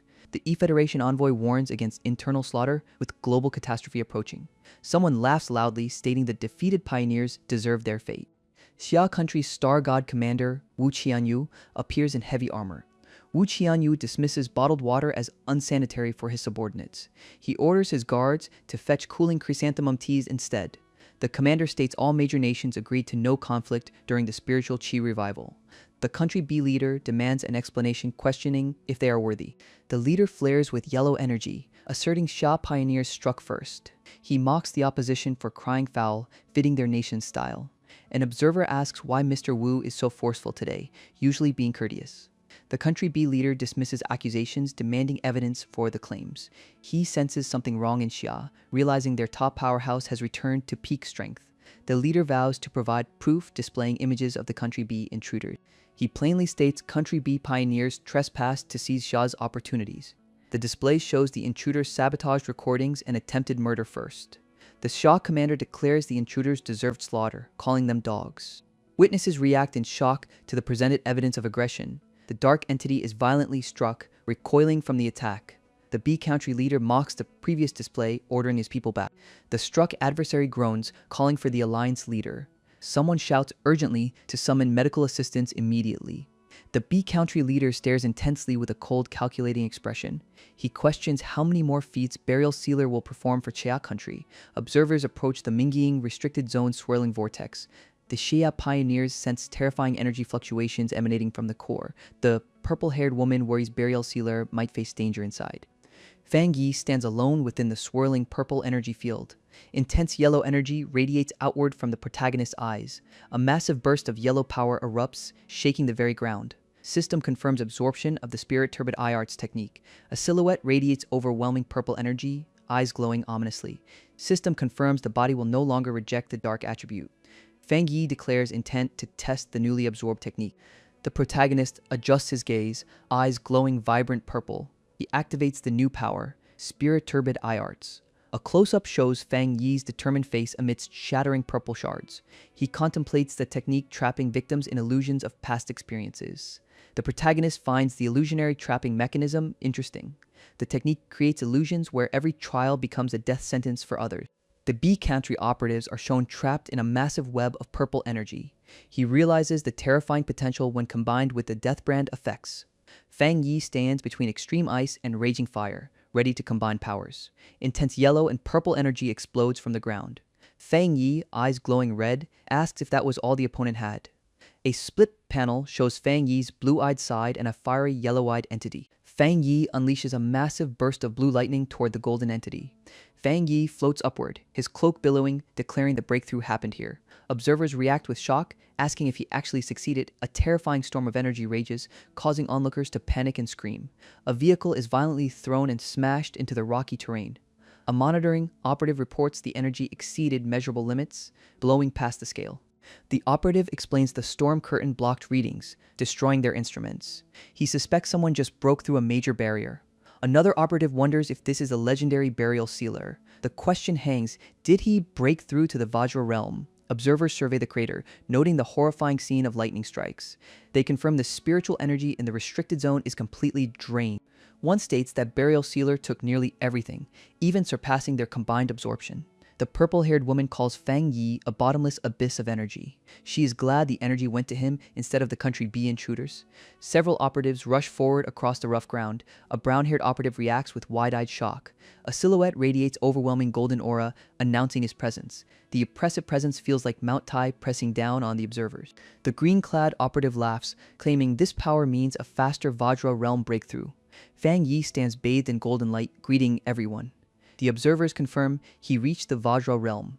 An ally suggests Fang Yi will soon match their teacher's power level. The thought continues, speculating he might even surpass the teacher. A massive explosion rocks Western Xia, signaling a breakthrough by the Burial Sealer. A hand touches a tablet showing a massive breach, confirming the Burial Sealer's activity. The council states that allowing the Burial Sealer to grow reunites Xia's internal forces. A shadowy group convenes around a large table in darkness. A commanding presence declares it is time for their faction to act. The long-haired adversary recalls the Burial Sealer ruined their previous plans. The imposing figure vows that this time no one will escape their grasp. The green-wreathed foe smirks, confident in their methods regardless of tactics. He proposes cooperation to finally uncover the Burial Sealer's true identity. Elsewhere, a pioneer radiates intense red energy, celebrating a breakthrough. The fire-attributed pioneer shouts, reaching the two-star spirit creation realm. The newly powerful pioneer laughs triumphantly at his success. The fire pioneer checks his phone, anticipating praise for his breakthrough. Feng Yi notices the commotion with a slight frown and an hmm. His screen shows urgent messages about crossing the dark storm and the burial sealer's site. The news headlines confirm the burial sealer has significantly improved again. The fire pioneer beams, proud that his chosen master candidate is progressing. He dismisses the burial sealer's hard work as minor compared to his own breakthrough. The fire pioneer joyfully declares his return to Taishi City. A low-angle shot shows elegant legs stepping forward with ominous sound effects. The fire pioneer confronts a woman in a long black dress who bumped him. He shouts, demanding if she was not taught to apologize for collisions. The woman in the witch hat turns, offering a sarcastic apology while adjusting sunglasses. A close-up reveals a terrifying cracked eye glowing with intense purple energy. The captured operative gasps, surrounded by swirling purple energy rings. A stylized, dripping purple and black logo appears dramatically. The woman in the black dress smirks, her lips painted a deep crimson. She beckons the muscular operative, inviting him to follow her to someone waiting. The operative hesitantly asks about their destination. The mysterious woman adjusts her wide-brimmed hat, revealing a purple-tinged eye. Red, scratchy sound effects emphasize the tension. They enter a grand Gothic hall bathed in eerie purple light and shadows. The woman's expression hardens, her gaze intense under the shade of her glasses. Shadowy, cloaked forms descend in the alleyway as the pair walks toward the city. The woman commands the operative to infiltrate Taishi City for the priest. A massive, shadowy purple hand descends over the cityscape. Men in suits discuss turning the burial sealer's base into their territory. They proclaim the heaven-chosen cult will dominate all of Xia Nation by the priest's will. The captured operative groans weakly on a cold examination table. He cries out that he knows nothing, even if they kill him. The operative panics, realizing his head is splitting and he is disoriented. He screams, realizing his mouth won't obey him. They are brainwashing him. The captive realizes these beasts seek intel on his future master. He finds relief, thinking he luckily doesn't know anything important. In a grand cathedral, a robed priest stands before kneeling followers. A subordinate reports the captive is ignorant, asking if he should be used as bait. The man in black expresses concern that the burial sealer might not appear. The priest declares he will intensify the captive's confession, assuring them the target is captured. The Taishi Spirit Chi Association members question if someone sought help for Zhang Lu, the burial sealer. The subordinate confirms seeking Lord Burial Sealer to become his disciple for self-improvement. The red-haired operative explains their extensive search across Taishi and beyond for information. They reveal young Master Zhang may have been abducted by the Heaven-Chosen cult. A question hangs, the Heaven-Chosen cult. Another asks why this cult would specifically target Zhang Lu. The red-haired operative explains confronting the Heaven-Chosen cult is impossible for them. The white-haired operative details the cult's opposition to the Spirit Chi Association and military. She explains the cult operates secretly among ordinary people, infiltrating society like a church. Their headquarters are located in Chuangxi City, she reports. The dark-haired man questions if the cult has already infiltrated Taishi via Zhang Lu's disappearance. The white-haired operative confirms the Chuangxi Spirit Chi Association failed to suppress the elusive cult. The dark-haired man vows to notify the Taishi Spirit Chi Association for a citywide surveillance search. He warns that cult invasion wastes all efforts defending Taishi from anomalies. The dark-haired man realizes the cult targeted him specifically after the anomaly. He wonders if the cult would truly go this far just to deal with him. The protagonist suspects the infiltration report about Taishi is actually misleading information. The others react with shock, demanding clarification on why it's misleading. The white-haired operative points out Chuangxi City has the fewest anomalies since the revival. She notes many retirees prefer Chuangxi, where people barely notice life changes. The protagonist argues establishing a cult base there after the recent anomaly is too difficult. He suggests they are likely creating scattered footholds, building vulnerabilities first. Standing against the red, ominous backdrop, he declares himself the main obstacle. The protagonist concludes Zhang Lu is likely already moved to the cult's Chuangxi headquarters. He decides to take the initiative, booking a flight to Chuangxi City to confront the troublemakers. A shadowy operative reports Burial Sealer and companions are en route to Chuangxi City, the Holy Land, via flight. The leader smirks, finding the seemingly useless bait actually effective, luring them to his territory. A fist clenches, radiating intense purple energy, as the cult leader insists on proper reception for the heretic. The dark-robed woman asks if these heretics can even be utilized by their holy cult. A priest stands before a robed figure in a cathedral, stating heretics cannot be enlightened. The robed figure agrees, declaring only destruction awaits the heretics. Dark purple energy erupts around the robed figure as they decree purification through burning. Chuanxi City Airport is shown under a bright, clear sky. An operative notes the surprise that flights still operate normally in Xia post-revival. Another companion confirms flights are dwindling, crediting the Spirit Qi Association for timely booking. Fang Yi tells his companions they will simply wait where they are. The companions look confused, questioning the need to wait. Burial Sealer silences them, pointing a finger telling them to listen closely. He reveals their enemies have already arrived, showing shadowy figures surrounding them. Close up on the attackers, wraith-like figures with glowing purple, spiraling eyes. Fang Yi warns his allies to be careful, specifically not to look into the enemy's eyes. The companions brace themselves, readying their attacks. The seductive woman in black embraces Fang Yi from behind, teasing him about his warning. She mocks him for not closing his own eyes while telling others to keep theirs shut. The illusionist acknowledges the two-star spirit creation realm breakthrough. A white circle displays the words, "Not bad." Fang Yi's silhouette glows intensely red, naming the technique. Spirit Turbid Eye Arts. The enemy screams in disbelief, questioning how Burial Sealer possesses an illusion technique. The enemy counters, asking if Fang Yi dares use illusions against their specialty. The illusionist proudly displays a glowing purple pocket watch, claiming enlightenment from the priest. The dark-haired man smirks, commanding the captive to continue. The masked adversary reacts with wide, glowing purple eyes in horror. A vortex of red energy swirls with demonic faces labeled a lively little lab rat subject. The captive screams as the red energy violently erupts outward. A thought bubble screams about the illusion feeling intensely real and painful. The captive woman cries out that her powers and techniques have utterly failed. A single word echoes in shock. Why? Massive, sharp chains swing violently through the red, streaking background. The captive laments being treated as slaughter-bound livestock despite priestly acknowledgement.